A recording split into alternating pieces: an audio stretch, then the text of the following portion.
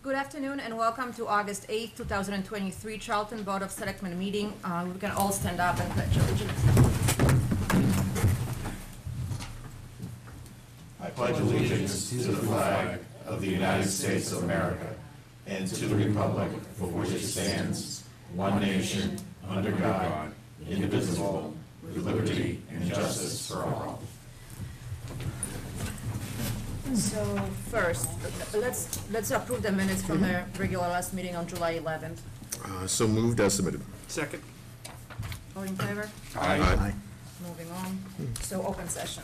Madam Chair, with the permission of yourself and the board, I would request that we move up old business item number 4, Valley Can Grow Inc. et al. Versus Town of Charlton Planning Board et al. Land Court Case number 19, miscellaneous 151, up to this part of the agenda and ask our planning board members to open up an open session. I'm good with that, yeah, sure. Everybody?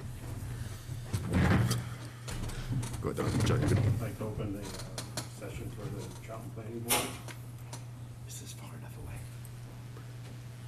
I have a motion from Don or Gene. Make a motion to open, second that, yep. Roll call. Don Clay, aye. Present. Here. There we go. Steve Vincent, aye. John Smith, aye. Thank you. Madam Chair, through you. So just as a quick summary for those in the audience and for those at home and who are going to watch this later. Valley Green Grow wanted to build a facility at Charlton Orchards. Their initial plan was denied. And after multiple conversations via subcommittees with both the planning board and members of the Board of Selectmen, a settlement agreement has been reached that will be voted on separately by both boards tonight. You can get a copy of it depending upon how things go even tomorrow, but in its highest level, they're going to build they have the ability to submit a new plan with a much smaller footprint, and in return, all litigation is going to be dropped, and we're all going to go on our merry way, assuming that the votes are both in the majority tonight. I don't want to speak really much more of it than that, except to say again that this will be a public document, and anyone can get a copy of it. Andrew's going to be our spokesperson and run point on this if you have questions, but really the best thing to do is going to be to get a copy of the agreement and then really just take a look at it. So that notwithstanding, what I would do is make a motion to receive, review, and approve the settlement agreement and authorize T.A. Golis to sign on the Board of Selectmen's behalf. Second. Do we do the roll call on this one? All in favor? Aye. Aye. Again, my board, the Board of Planning Board, you vote to approve the Valley Green Grow settlement agreement as discussed earlier. John, do you need a motion for that? I can make a motion. I think So make a motion to receive, review, accept the subdivision plan as negotiated with Valley Green Grove for the 44 Old Worcester Road property. You want to make a motion so that I could sign it also, Don? Oh, and and add to that motion that the signatures can be done by our Vice Chair, John Smith. I second. Second it. Okay, all in favor? Oh, John, because it's virtual, you have to do a roll call. Oh, roll call vote. Steve Vincent, aye. Don Clay, aye. John Smith, aye. Cool. All right, John, if you guys want to dismiss, you're all set? Yeah, I'd like to close this meeting of the Charlton Planning Board. Make a motion, second. Steve Vincent, aye. In favor? Don Clay, aye. John Smith, aye. Thanks, everybody. Yeah, thank you, folks. Thanks, Bosh. Thank you, the members of the board. Thank you. David, welcome back. Thank you, Bill. Hello. Hello, David. All right, so now we're going back to the community relations. Put this all into the rearview mirror. All right, Pete. Yeah. Thanks, John. You up? All right, you ready for the announcements? Very We have excited. our August 8th announcements for the Board of Selectmen meeting. Old Home Day will be celebrated on Sunday, September 3rd, 2023, with a rain date of Monday, September 4th, 2023. The Soapbox Derby, Muggett Hill Road, 8 a.m. to 10 a.m. Charlton Old Home Day Kids Fun Runs for children's ages 2 to 12 is available to register online. The treasurer collector's office will be closed from August 15th to the 17th for training. Woosocks Charlton Town Takeover is Thursday, August 10th. See www.townofcharlton.net for the link to purchase tickets. Summer Reading Grand Finale with comic meme Robert Rivest is Thursday, August 10th from 2 to 3 p.m. in Dexter Hall. Help us celebrate another successful summer reading program with comic meme Robert Rivest. Rob leads audience of all ages in humorous adventures in Find Your Own Voice theme. Robert teaches everyone how they can express themselves in movement, dance, facial expression, body language, and in comic meme stories. Everyone will learn cool meme illusions and have fun improvising story ideas with humorous character voices. Participants will act out the stories they create together on the spot. This program is best for families with children pre-K through 5th grade. No registration is needed. Thank you.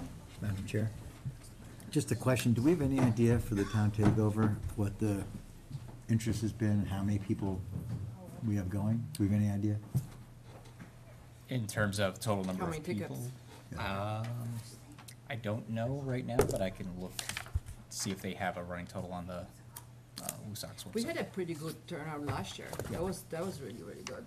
Yeah, it is based off the number of tickets purchased through the link, so you may be a Charlton resident going that may have purchased it elsewhere, but it only counts if you actually purchased them through the link.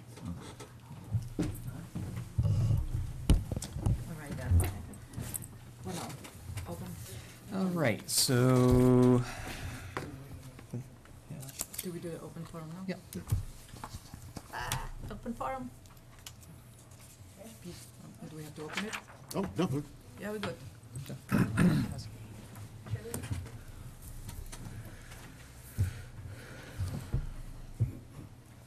Thank you, Kathleen Walker, Chairperson. Charlton Old Home Day, and I want to start with an apology because we didn't get on the agenda because we just had our vote last night for the award ceremony, and we wanted to present the awardees to the board before Old Home Day, and your next meeting isn't until September. doesn't matter. So that's why we're here tonight. Anyway, I just wanted to say that this is probably the most important part of Old Home Day is making these awards. And we, all the awards and every vote was taken unanimously. And I have Jim Privia and Deb Anderson here to back me up, and Jerry. And so we're really very delighted and happy to make these awards. So we're just Jerry's gonna read them for you, and so you'll know who they are. I'm Jerry Doble, Vice Chairman of Old Home Day. Outstanding Citizen of the Year, Terry Gove. Honorary Parade Marshal, Diane Doherty. Business Award, the Beagle Club. Youth Community Service Award, Sophia Ballou. Community Service Award, Daughters of Anarchy, and Charlton Girl Scout Troop 65114. The posthumous award is Lowell Bond and Clarence A. Bashan.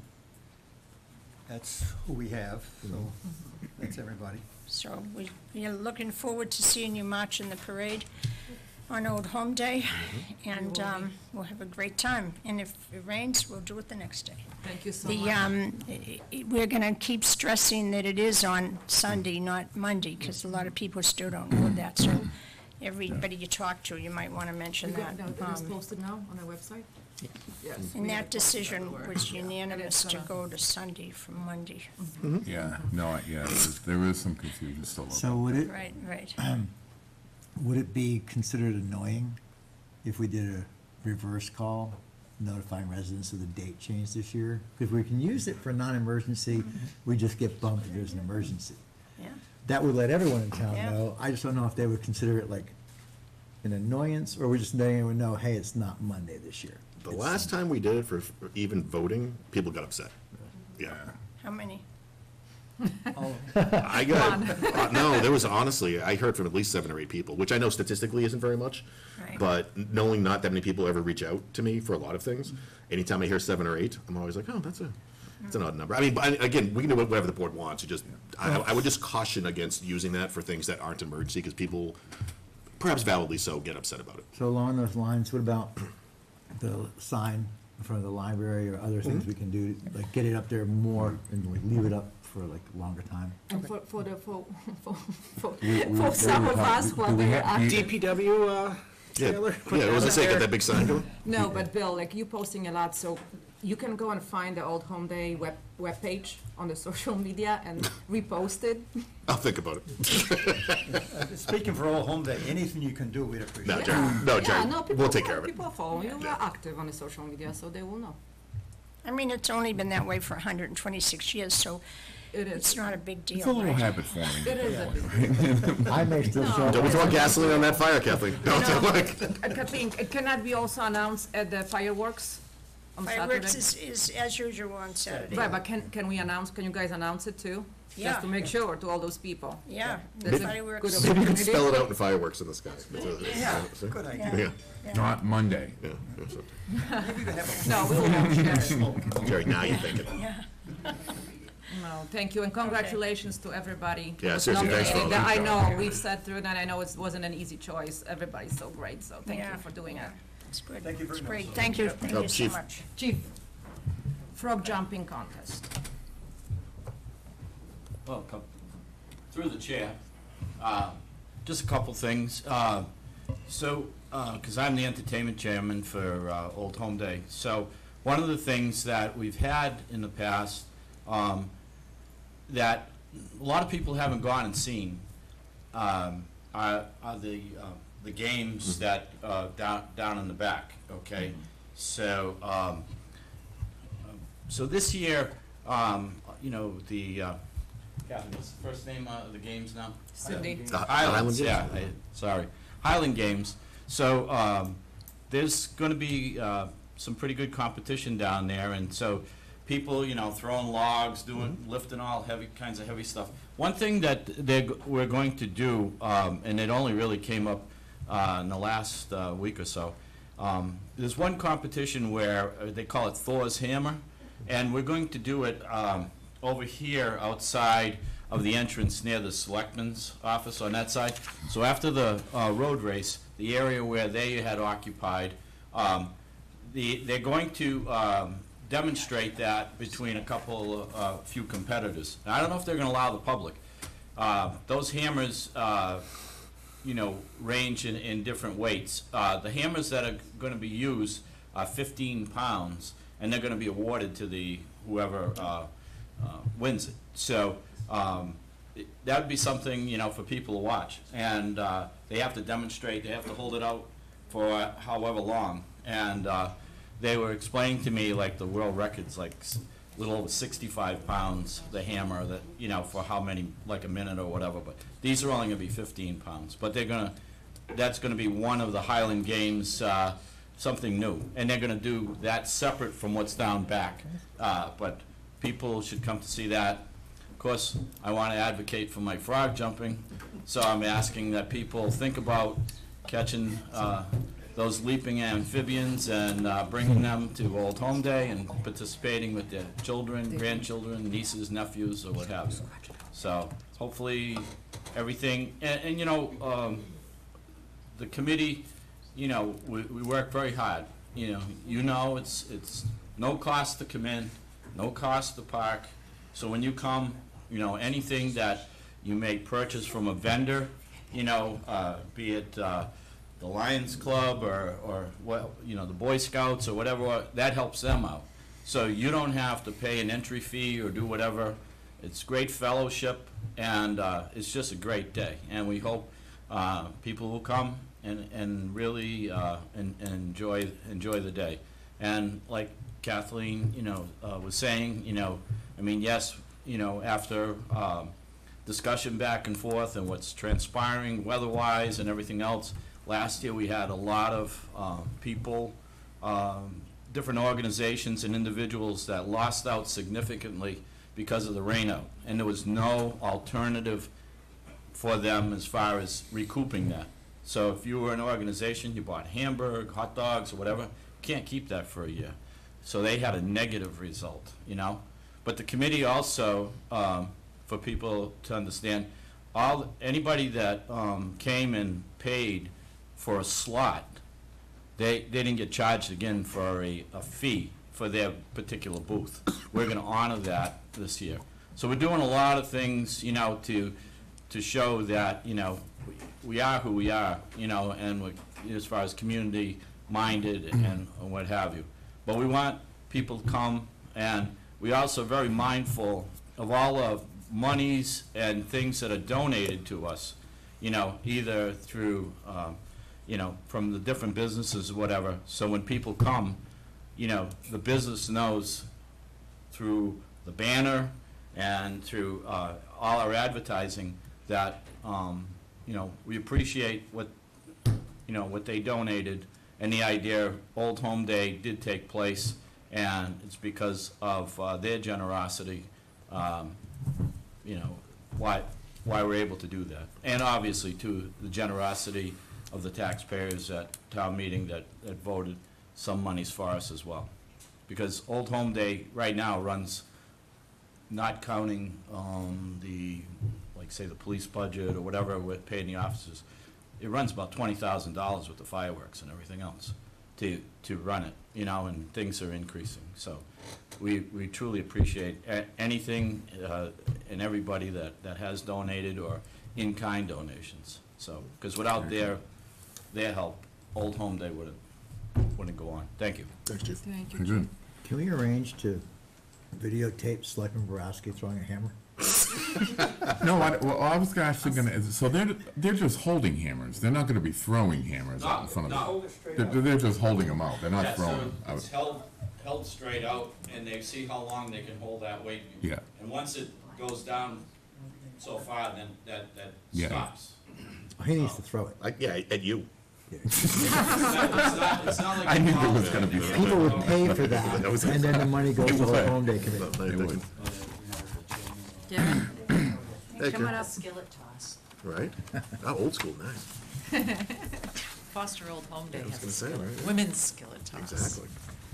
76 women going, Cast iron. cast iron. Oh, yeah. We were supposed to be That's drowned right. last year. There were people who were willing to pay. Good evening, I'm Karen Wall, the library director. I just wanted to share our fancy infographic with you all. It's our year-end statistics. I compile these from month to month, and I share them with my Board of Trustees, but I thought that I would share them with you guys as it's the end of the fiscal year, beginning of the new fiscal year. And all of our numbers are up. I, of course, compare our numbers with our surrounding libraries. Not that it's a competition, but it kind of. And our numbers are just great. Our library visitors, you know, I think this number is even higher, but we had our new people counters installed mid-fiscal year. And what we found was we were vastly undercounting the people through the doors, and we were missing a lot of people that were coming through the door and going straight up to Dexter Hall, et cetera, and into the other rooms. So I think it's actually higher than that. We'll have a concrete number at the end of this fiscal year. But I'm really proud of the staff and the hard work they do, because all of our numbers are up all across the board, and it really shows how much the community loves this library. And I just wanted to say thank you to the town and the Board of Selectmen for all your great support. It really means a lot to us. It means a lot to, my office is right outside of the circulation desk. I hear on a regular basis patrons coming in and complimenting the staff, and they poke their head in my office to say how much they love that library. And it really, in light of the present situation, it's kind of driven it home how thankful we are for all the support. So, I just renewed my card. I was very happy. Actually, Karen, do me a favor. Can you I send it hope- to me, and I'll Yeah, and I'll throw it out on my page. that'd be great. Hopefully you all have library cards. You do? And as Pete just mentioned, it's the end of our summer reading program. This Friday is our last day of summer reading, and we have record number signups this year. And still a chance for people to sign up and win some cool prizes. So please do. And of course, the grand finale is Thursday with Rob Rivas, the comic mime. It's kind of funny that the summer reading theme is Find Your Voice, and we're having a mime for. See what we did there? Yeah, well done. So that's up in Dexter Hall, so we're really looking forward to that. And then we're going to go to Employee Appreciation Day, so thank you very much for that, too. Yeah, I'm glad you guys are See going. you on Yeah. Thursday. Same here. Karen, Yes. just for people at home, and I know I was getting a little bit of commotion and questions with the Dudley Library, so just so Sure. everybody knows, that library is still open. That's correct. We're not being invaded with anybody else. Those were comments that we were getting, so just Sure. can you touch on that a little bit? I sure can. So, right now, they're still open.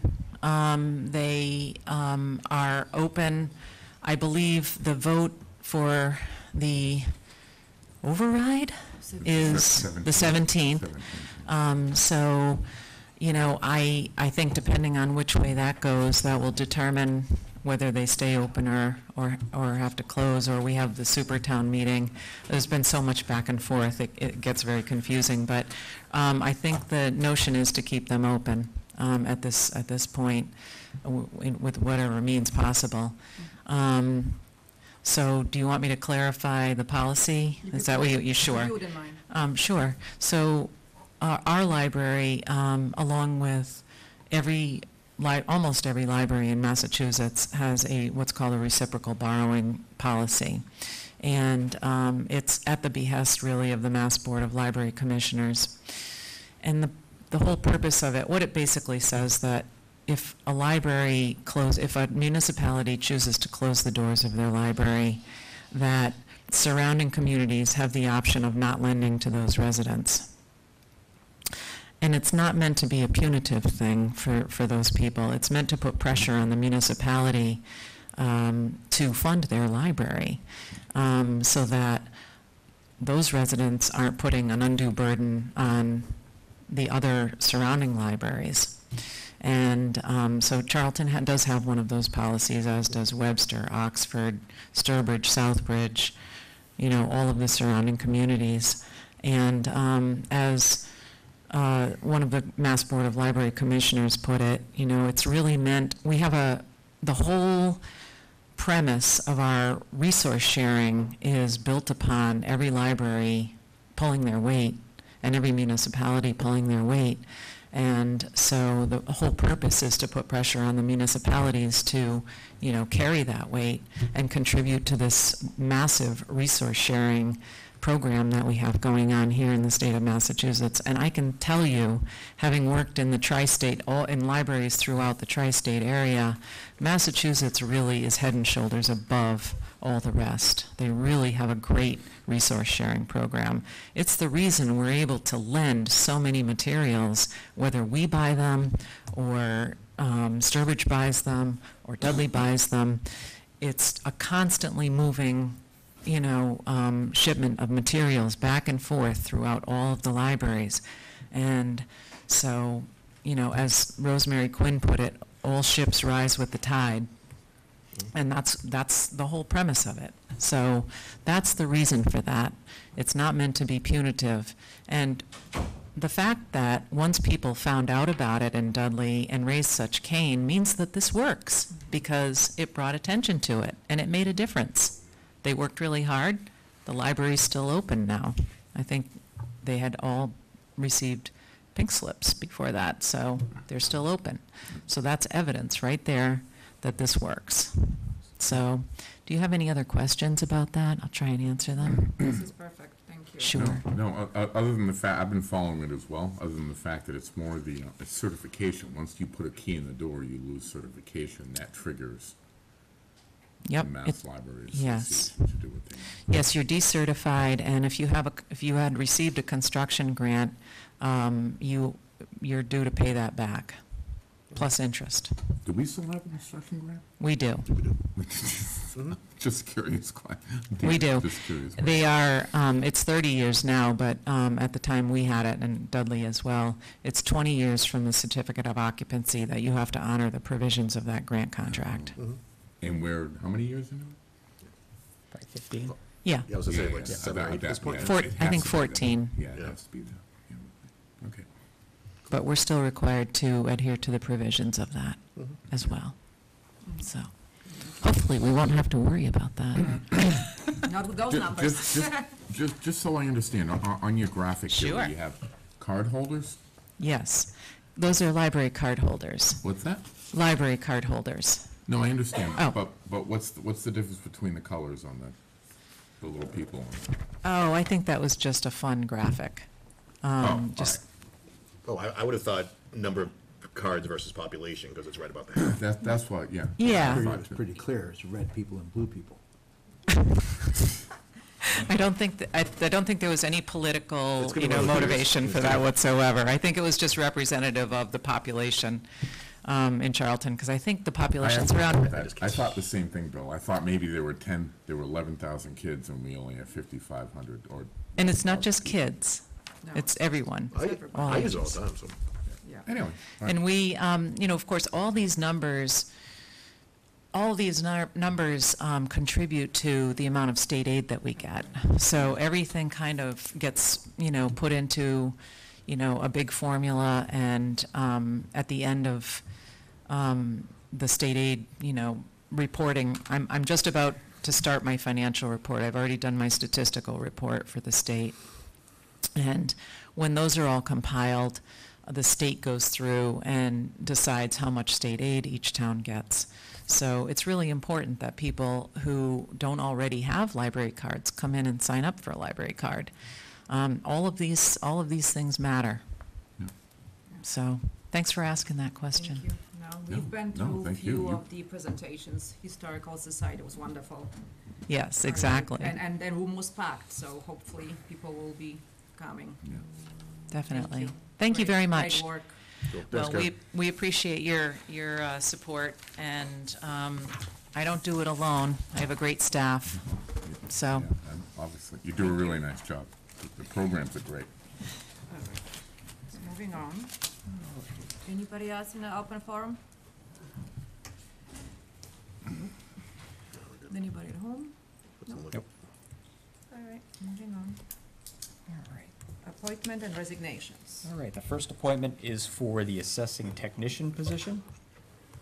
10 applications were received and interviews held with 5 candidates for the position of assessing technician. The recommendation of the board, for the board is to appoint Kelsey Santa as the assessing technician effective July 24th, 2023. The position needed to be filled prior to the board's meeting, and the board signed the appointment letter. You are asked to reaffirm Ms. Santa's appointment tonight, effective July 24th, 2023, and I would recommend the board make the appointment. So moved, and welcome Kelsey. Kelsey's in the back. See, people are showing up. This is wonderful. I really like when people show up to the appointment, so thank you so much for that. Says a lot. Appreciate it. Do we have a second? Yeah. All in favor? Aye. Aye. Welcome. Congratulations. Thanks, Thank you. Kelsey. We'll stop by at some point, sorry. All right. All right, the next appointment is for the Insurance Advisory Committee Fire Department Alternate. Attaches a request from the Finance Director, Ashley Oberza, asking the board to appoint Ian Haggerty to the Insurance Advisory Committee as the Fire Department Alternate. I'd recommend the board make the appointment. So moved. Second. All in favor? Aye. Thanks, Ashley. All right, next appointment is for the Cultural Council and Activities Council. Attached is a talent bank form from Nayari Veris seeking to be appointed to the Cultural Council and Activities Council. Both terms are for 3 years, and the expiration date would be June 30th, 2026. I'd recommend the board make the appointments. So moved, and thank you, Nayari. Second. All in favor? Aye. All right. Finally, you have a resignation from one of our traffic constables. Attached is a letter from Jacob Maldonado resigning his position as traffic constable for the Charlton Police Department effective August 4th, 2023, due to moving out of state. The board should accept his resignation, and a letter thanking him for his time with the town has been prepared and is in your sign folder. So moved with regret. Second. All in favor? Aye. Aye. Okay. Now, Madam Chair, I know we had to do something on the planning board earlier on. John, did you guys get a chance to we don't have a quorum. find Bill or Ross? We do have a meeting tomorrow, so if you guys so move to whatever your To the decision next, is, to September. at our meeting tomorrow. Can we do that? Can we do it separate? Nah, What do you mean? It's supposed to be a yeah, joint appointment. so it has to be a joint appointment, but I wonder if we can continue this till tomorrow. If not, we might have to schedule a new meeting. We can do the Zoom. But we didn't post for it for tomorrow, that's the problem. We try one more person. And it's not an emergency. Oh, yeah, I mean, if it's all right with you, Bess, yeah. Yeah, oh, there it is. Patsy, we're trying to help you out here. No, Dawn had to take off early. All right, so then we do have it. Would you like to move on to our other business while he does that? All right, yeah, chapter 61. Yeah, so 7 o'clock, request to remove property from chapter 61B for the Jennings property. Attaches a request from attorney Donald J. O'Neill on behalf of Iris Jennings to convert for other uses 3 parcels of vacant land off Brookfield Road consisting of 19 plus or minus acres of land from chapter 61 as shown on assessor's map 15A-15, 15A-14, and 15A-12. The planning board, board of assessors, water sewer commission, and conservation commission have all reviewed the requests and have no objection to the town of Charlton choosing not to exercise their right of first refusal for this request. The chairman should open the public hearing by reading the attached public hearing notice and recommend the board approve the request. Where's that notice? Yeah, Andrew, I don't see the notice. The public, you want me to go for it? Yeah. All right. Public hearing notice. Please be advised that the Charlton Board of Selectmen will hold a public hearing on Tuesday, August 8th, 2023 at 7 p.m. in Meeting Room 1, Town Hall, 37 Main Street, Charlton, Mass. To act on the request of Donald J. O'Neill, counselor on behalf of Iris Jennings, to convert for use of 19 plus or minus acres land located off Brookfield Road, parcels 15A, 15, 15A, 14, and 15A, 12. The proposed use for this land is for residential housing. Anyone interested should appear at the date and time specified or submit concerns in writing. Madam Chair, I'd ask if anyone in the audience or on Zoom have any concerns or online. Anybody? Cool, hearing none, motion to close the public hearing. Second. All in favor? Aye. Madam Chair, make a motion to not exercise our right of first refusal. Do I have a second? Second. I second. All in favor? Aye. Aye. Done. Done, you luck? Good. Nice. Who's on? Oh, sweet. I'll let G know, I'll promote her in right now, and as soon as I see Ross, I'll. So there's a quorum, yeah? So they can- There will be as soon as Ross comes on. Done. John, thank you for that.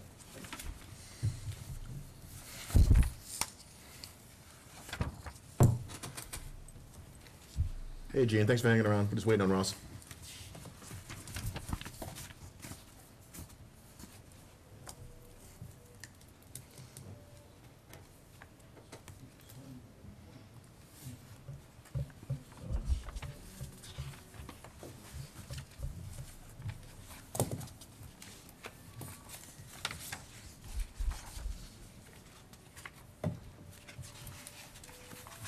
Anything in your TA report we can do? Oh, let me see if I can just knock that out real quick. Madam Chair, maybe Yeah. while we're waiting on Ross, Your town administrator report? Sure. Yeah. Do a little bit of time filler.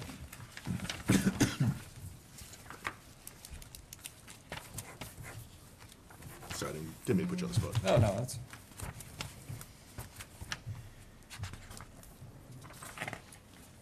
All the way to the back.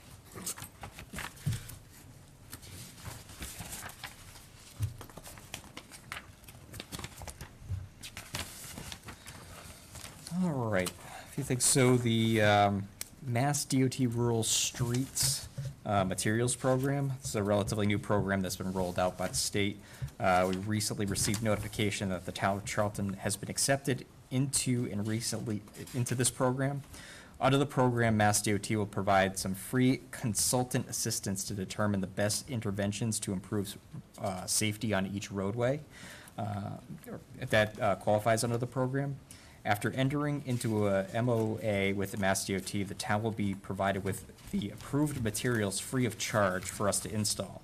The roads which are included in this program are Brookfield Road, Mugget Hill Road, Oxford Road, Saundersdale Road, Richardson's Corner Road, Dresser Hill Road, and New Spencer Road. So we'll look forward to working with Mass DOT on this project and getting some new signage up on those roads. Quick update on the state budget. So they finally seem to have settled things up on Beacon Hill. The final outcome of the budget brought some good news for Charlton. Included in the final bill was $25,000 for additional physical plant upgrades at the police station. Just want to take a moment to express gratitude to Representative Durant, Representative Frost, and Senator Fatman for championing the funding, which really goes a long way toward improving our facilities. And the final budget also includes a 3.2% increase to our general government aid for from FY23, which is actually a little bit more than what we budgeted. So it's nice. You had mentioned it earlier, but the Treasurer Collector's Office has got to be closed from August 15th to 17th, so that way they can attend some training. Just a reminder for anybody who's looking to conduct any business during that time that the drop boxes are available both at their service window and the exterior drop box by the front door, or you can make a digital payment at www.townofcharlton.net. Also wanted to acknowledge the efforts of Jim Philbrook and Terry Gobb and the active members of the CERT team. So on Saturday, July 29th, these guys spent their time conducting a full inventory, reorganization, and restocking our emergency management trailer. The team had to contend with sweltering temperatures to accomplish this task. I think, this has probably been our hottest day of the year so far. And I just wanted to thank them quick for their effort in that. As you mentioned a few months ago that we entered into a partnership with Mass Broadband Institute, and as part of the digital equity program offered through the Institute, we'll be conducting 2 digital equity charrettes on August 16th and 17th, both at the Charlton Public Library. The goal of this program is to understand the barriers to internet access, affordability, and adoption to help close the digital divide. We invite those who have struggled with access to affordable, reliable, high internet speed in Charlton to participate, and a survey is also available on the town website for those who can't make it to the meeting.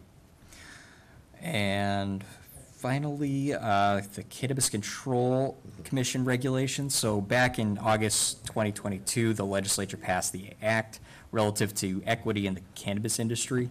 And under this act, municipalities were required to adopt policies and procedures which encourage and enable full participation in the regulated marijuana industry by people from communities that have been disproportionately harmed by marijuana prohibition and should I tripping over that one this morning? I have faith in you.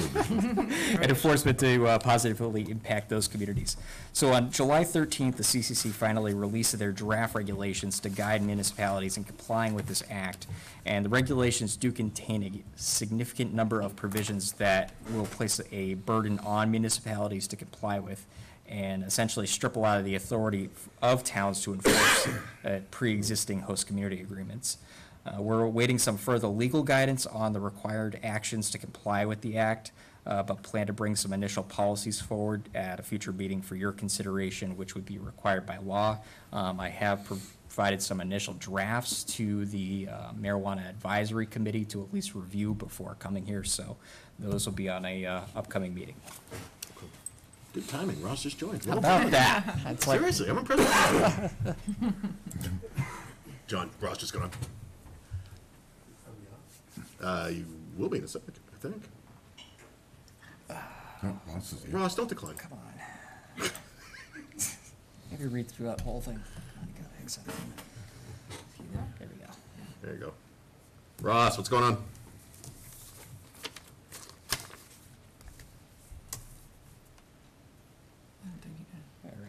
might be on mute, He's Ross. muted. Yeah, How about now? Hey, Russ. you are. So I apologize, you guys. Don't apologize, you're good. No, I don't want to, I hate being late. No worries. No, apology accepted and well done, and, well due. John, I need to ask, do you want to open yourself back up? All right, so you want me to open up first? Go ahead, Ross. Go right ahead. All right, being 7:09 on Tuesday, August 8th, I'd like to open the Charlton Planning Board meeting. I'd like to do a roll call. John Smith, Aye. June Vincent, Aye.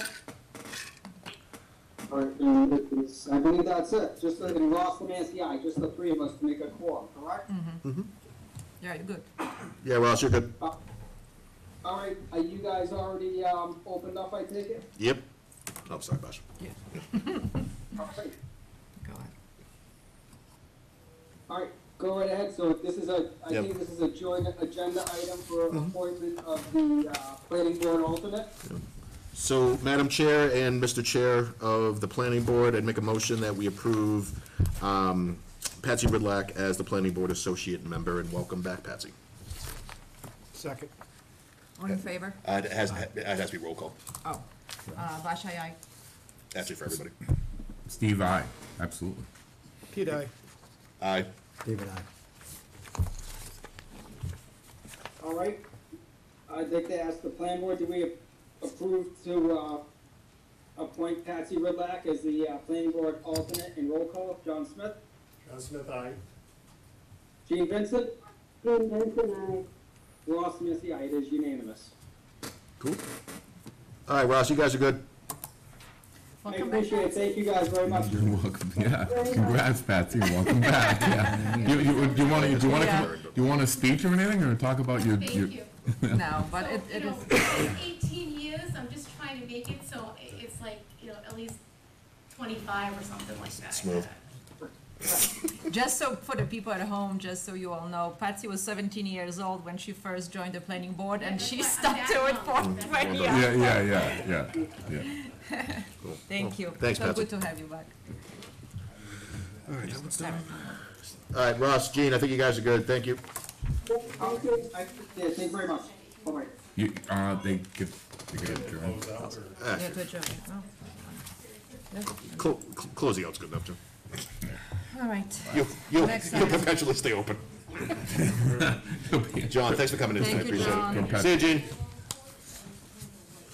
All right, next item, Charlton Fire Substation. All right. 1 second here.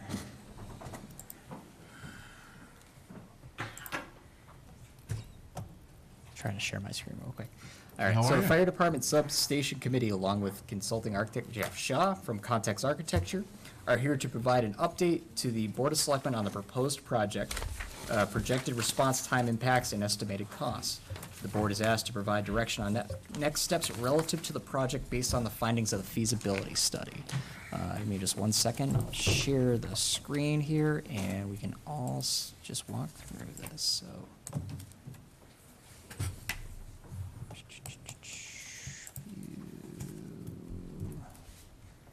Getting much better at your tech savvy. I'm Yeah, trying. I mean, really, Don't Other pressure. than that, there we go.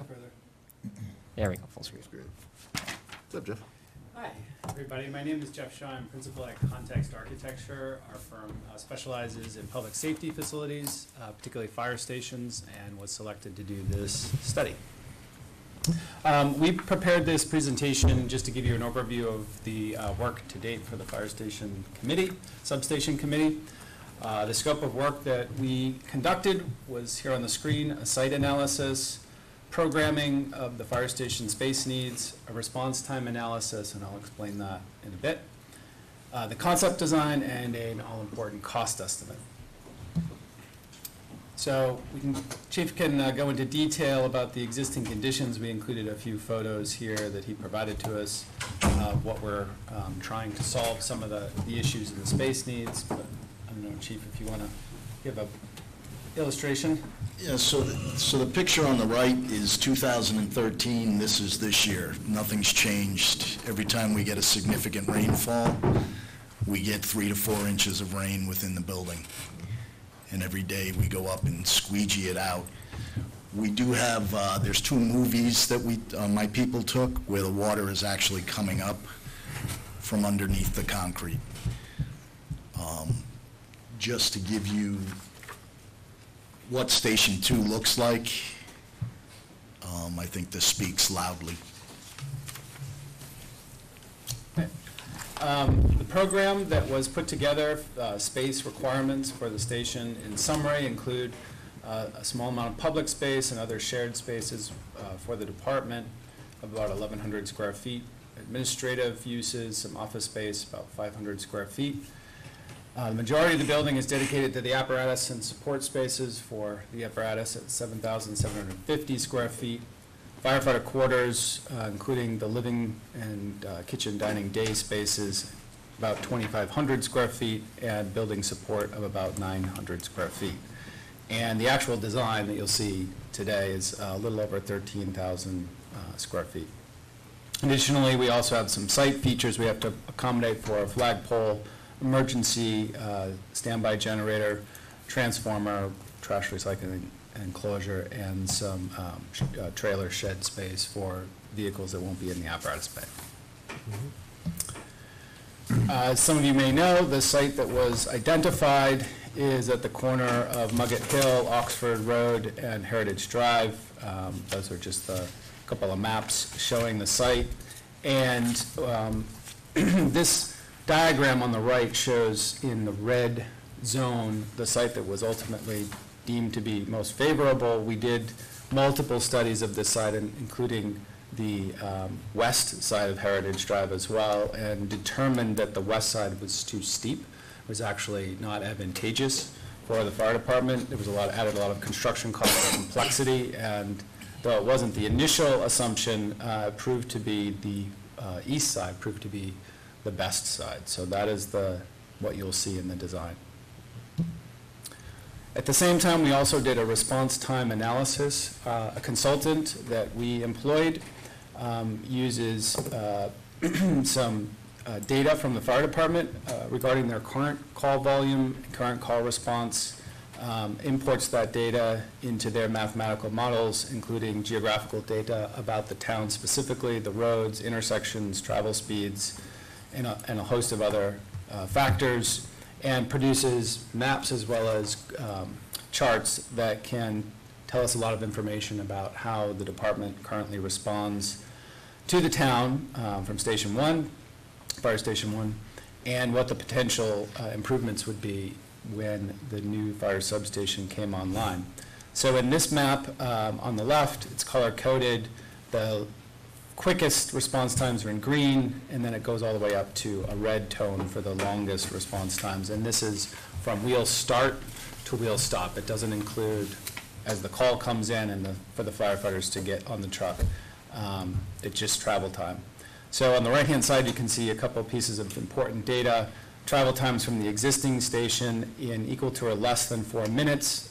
We have 57% coverage of the whole town.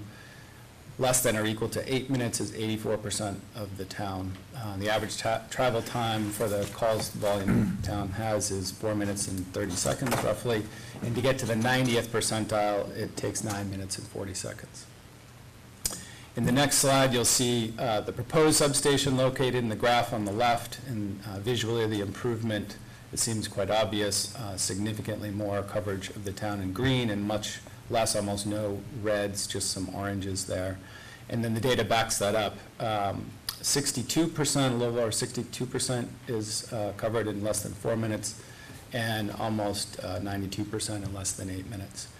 Brings the travel time, average travel time down to 3 minutes and 50 seconds, and the 90th percentile is 7 minutes and 38 seconds. So significant improvement overall for the town. And this was done at somewhat of our suggestion to the committee as a way to quantify the reason behind why this site is a good site for the town, and I thought the data might be useful. The next few slides we'll go through. Oh, yeah. Should we ask at the end? or Absolutely, while- I'm happy to take or while questions he's on while the we're in the slide? middle. Maybe while he's on the slide, it might be. Yeah, sure, go for it. So, two questions, and they're probably stupid. The previous slide, there's a home next to the substation. Yeah, on the back of it. I'm curious, the impact on the homeowner, if it went there, and two, the response times, and knowing where that's going, Charlton's a huge town. Yeah. Is that because of its proximity to like the main road of 20?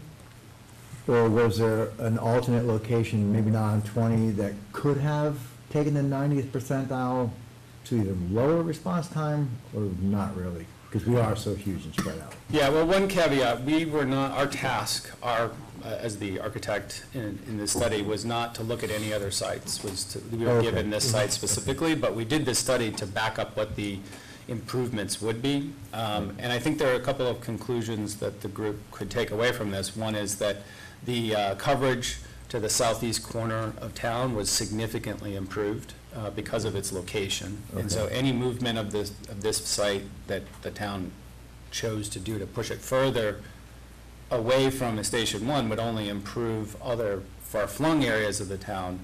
But the call volumes historically in the town have been clustered in certain areas, and a lot in the center of town in particular. So the fact that this is, somewhat closer to Station 1 than the very edge of the town helps to bolster that coverage around the center, which is what you want. And it also, as you said, improves coverage towards Route 20 as well. And so it takes care of a couple of deficient areas in the town. And you're gonna have the fact that the town owns land already. Yeah, I didn't know if there would be an issue, though, with a neighbor having a substation built. I'll talk about that in a second when we get Yeah. into the site plans, because I do want to address that concern as well. So here we are. Site plan. So at Heritage Drive along the bottom, so the site's sort of turned 90 degrees, oriented with north somewhat to the left there on the site, Oxford Road around the left. And it's a two-story station. It's a drive-through building. That means that we've set it up so that the engines and other fire apparatus would come back along Heritage Drive, up the slanted driveway on the right, enter the back side of the apparatus bays, park, and then their primary response would be out towards Oxford Road. And that's not to say that every single vehicle has to do that, but typically the ladder truck in particular would if it goes there, would be the one to do that route. Smaller vehicles could certainly make a full 360-degree turn within the front main apron if they wanted to. Small public parking lot. There would be, with a small training room in this building, which I'll talk about in a second, there would be the expectation that members of the public, or in particular other department folks, might come here to participate in a training session in this building, and then, so there's some parking for those folks. And then along the right-hand side, we have some staff parking as well as trailers that are covered under an overhang to keep them out of the weather. Towards the top of the page there, you'll see we've indicated a landscape buffer, and all of those light lines that are sort of wavy below that indicate topography. The ground is sloping down from that landscape buffer down towards the building and then further down towards Heritage Drive. So the building's actually kind of carved into the hillside a little bit, and then the planted buffer there we anticipate will screen the building from the next door neighbor. I think the chief could probably talk more specifically about the expected response and, whether there's any issues around that, thinking lights, noise, that sort of thing. But the expectation for this station is that there wouldn't be a lot of activity towards that side of the site, and the lights for the building wouldn't shine beyond really the pavement, but not at all close to the property line at that point. So there would really be no light spillage onto the neighbors. Yeah, the chief would know more. This is not what I do for a living, but I would just wonder about the neighbor, if there's like sirens go off at 2 in the morning, or if a rig rolls, they just don't put on the sirens and lights until they pull out and get down the street, or if they have to put them on right when they pull out, and we keep waking the homeowner up in the middle of the night. I have no idea. how that would, So, I mean, if you go to Station 1 now, we have lots of houses. residents all around us. The lights and lights are always on, just so that we're noticed. Yeah. Sirens are used when necessary. Okay. We do expect quite a majority of the calls volume to be onto Oxford and to the left towards Mugget Hill. You know, there will be some calls that would, you know, take you to the right, to the east on Oxford Road, but the typical ratio would be more to the left and less to the right. We did incidentally look at putting the station, as I said, on the opposite side of Heritage Drive, and because of the curve of the road there, we felt it would actually be more disruptive to the neighborhood, the potential of needing, you know, flashing lights out on the street, and just more warning to the incoming traffic. This location pulls us further away from that curve and actually is a better approach for the vehicles. In that, the west side was gonna, the retaining wall was gonna have to be 20 feet or 19 feet or something? Significant retaining walls, yeah. Yeah, on the west side, so Yep. this one doesn't need, the east side doesn't need that. Now, as far as response time, this is great information. It's everything. It's EMS, it's Yes. anything with wheels on it. It's Anything that rolls out Primary the door. response, yeah. all right. It's not just fire trucks. It's all. Yeah, and the response time reduction is significant in that, you know, the fire service has long used an analogy of a fire doubles in size every minute.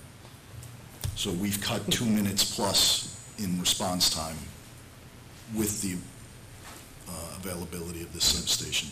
Well, it's And not again, just the fire can double in size, but I'm thinking a different way. If you have a heart attack or a stroke, particularly with that, every second. time equals muscle Oh, is absolutely. the EMS analogy. Absolutely. The reason that I put 4 minutes and 8 minutes on those slides are significant. Those are particular time thresholds that are used in both fires NFPA and standards. EMS response for standards. So you really want to have, you know, 90% of your first responders on site within you know, that 8-minute time. And even for the south end of town, you're gonna have, if the plan is to have the boat in there. Yes. So if we're- And that, one, we need a place to put it. Obviously, there's no Yeah. room left in Station 1. And two, the majority of our ponds, sorry people around Glen Echo, but the majority of the ponds are on the south side. South side, yeah. Right. Yeah. So right now, if you need the boat, you get a call, someone gets in a pickup, Goes up to Station 2. drives up to Station 2. Fortunately, now, there's nothing there because we have 2 trucks that are out of service, but typically, there would be a truck parked in front of it, which we would have to get out of the station, then manipulate the boat trailer by hand to get it out of the station to be hooked up to the vehicle. Again, time. And one thing I learned at a business meeting with the neurology department at UMass, that 2-minute difference, just from a stroke perspective, that's the difference potentially between full recovery, saving someone, and not. Yep. That 2 minutes could be the difference between surviving a stroke and not surviving a stroke. That's significant. And just the general overall thought of having a fire substation in front of our schools is pretty enticing to me as well. Yeah. Just to have a public building there, safety for. Yep. Just a brief overview of the layouts for the building, both first and second floor. Here's the first floor layout, main entry. That yellow area is sort of the public spaces, includes the training room, some storage, the lobby, public bathroom. All of the green or gray spaces, depending on what your monitor looks like. Office space, essentially there's the fire prevention type function in this facility. We're moving that over, which helps lessen the burden in Station 1. We also have a bathroom there. And then all the light red and dark red spaces are fire apparatus and apparatus support spaces. So there's 4 bays, they're drive-through, so there would only be typically one vehicle parked in each bay, so you can drive it right through the station. On the second floor, all of the spaces in orange are living quarter spaces. The kitchen, dining, day room areas in the top of the plan. That is on the south side. The north side of the station has the stair and a fitness room. There's one stair for this building. It's a low occupancy building, so it doesn't need to have two stairs. But we did provide a fire pole on the south side of the building, close, yeah, there you go, right there, because it gives them a very quick response to the vehicles. Now for everyone's favorite slide. Yeah, so budget, everybody. I'm sorry, Jeff. I was gonna say, just a quick question on the site, was cellular capabilities assessed for the site in the reception there? We did not, that was not part of our task. I don't know what the coverage is there. Is it- Yeah, 100%, yeah. Yeah. Understatement. There is a radio project that's ongoing within the town to address those needs. Yeah. Particularly at the school, I've been advocating for some sort of tower at the school alone, because when injuries happen on the fields back there, there's no way to get out. So, Yeah, we expected in part of this project, there would be the need to have radio antenna put onto the building, but we did not plan for a tower on the site. So we did a construction cost estimate, full line by line, full breakdown, which is certainly available if people would like to see it. But the bottom line figures here, as of July 2023, new construction, a little over 12.5 million for the total site.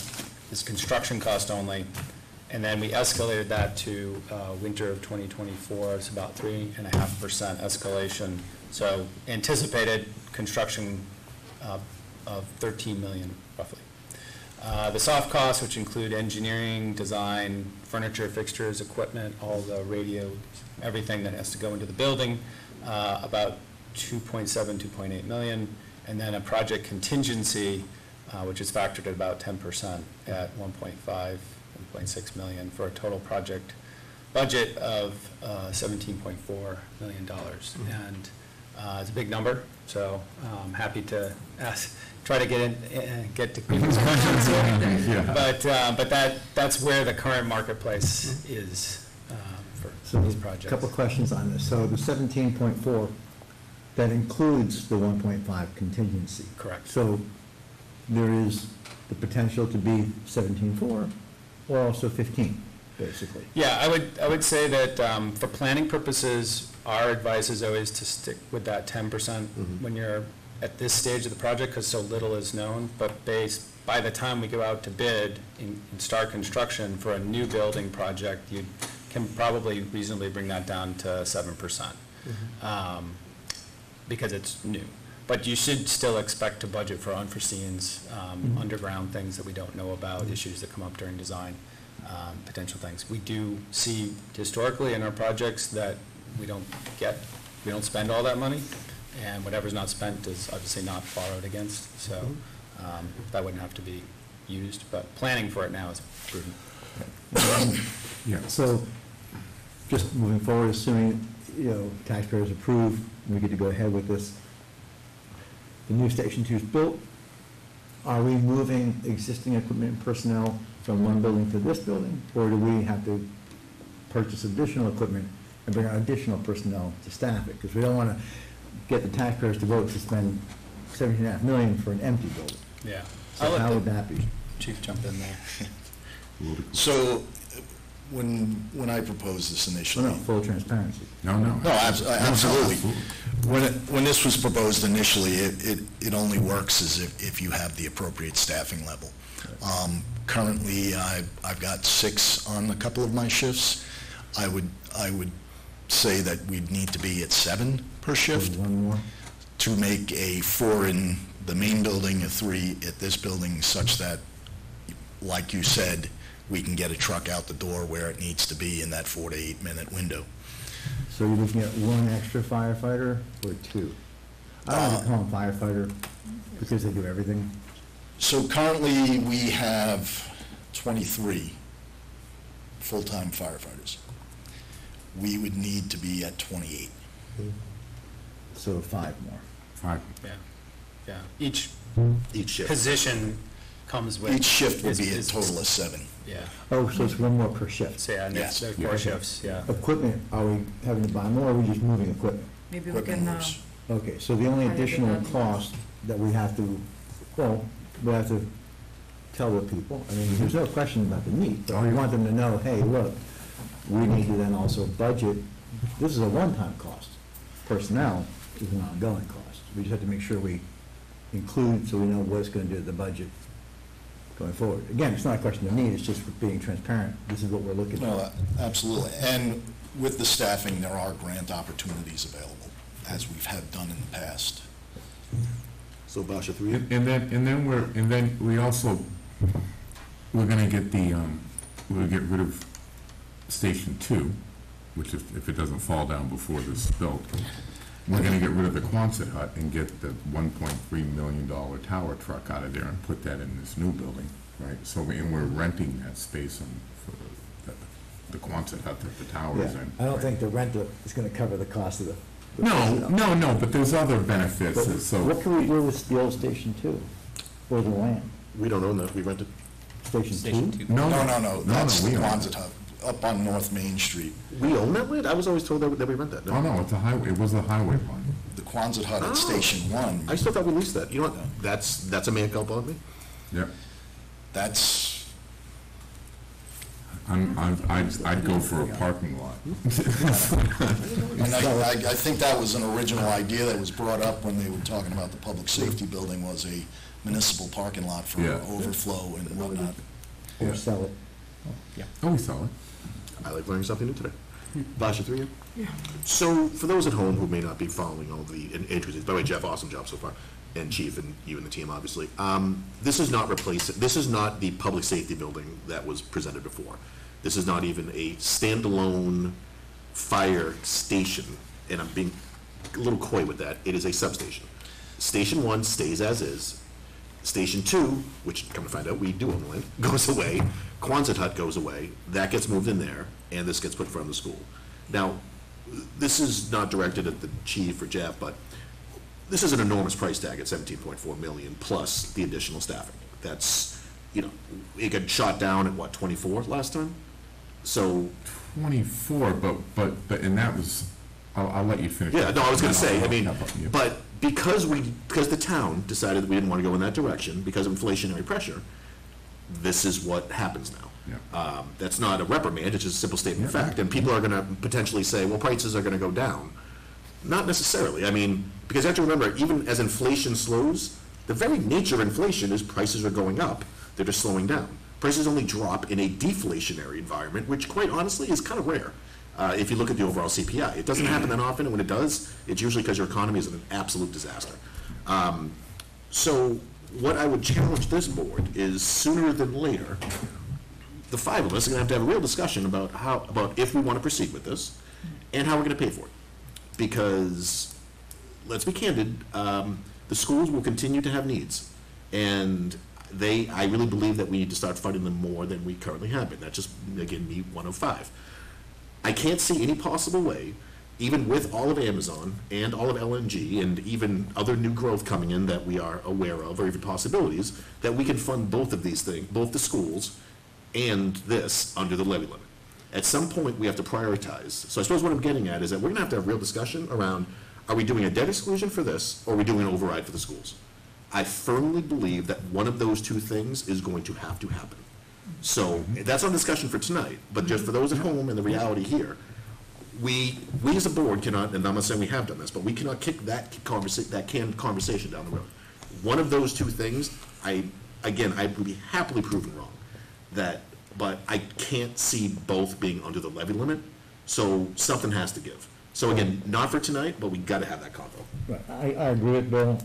I go way back. Bill and I, earlier discussions when Amazon was first coming in, I know we both felt at the time, and personally my feelings haven't changed, that the Amazon money should go to this. I still feel the same way. Bill's point is valid though, because the school's gonna keep asking for more money, but, and you're right, this is a conversation for another night. But I do see, to me, the fire station being the top priority. I'm just saying, the conversation the other night, because at some point, we may have to go in not for a debt exclusion. We may have to go in for a 2.5 override. Potentially, yeah. Right, and people have to understand, sometimes it's not that costs continue to go up. Charlton's done a very good job of not coming to our residents for increases and increases and increases. But there does reach a breaking point where we still only take in so much, but our cost to operate the town on the community's behalf goes up. And that's where we go back to the whole conversation about needs versus wants. This is a need, it's not a want. So we should have an agenda item in the future to have this conversation. I agree with him completely.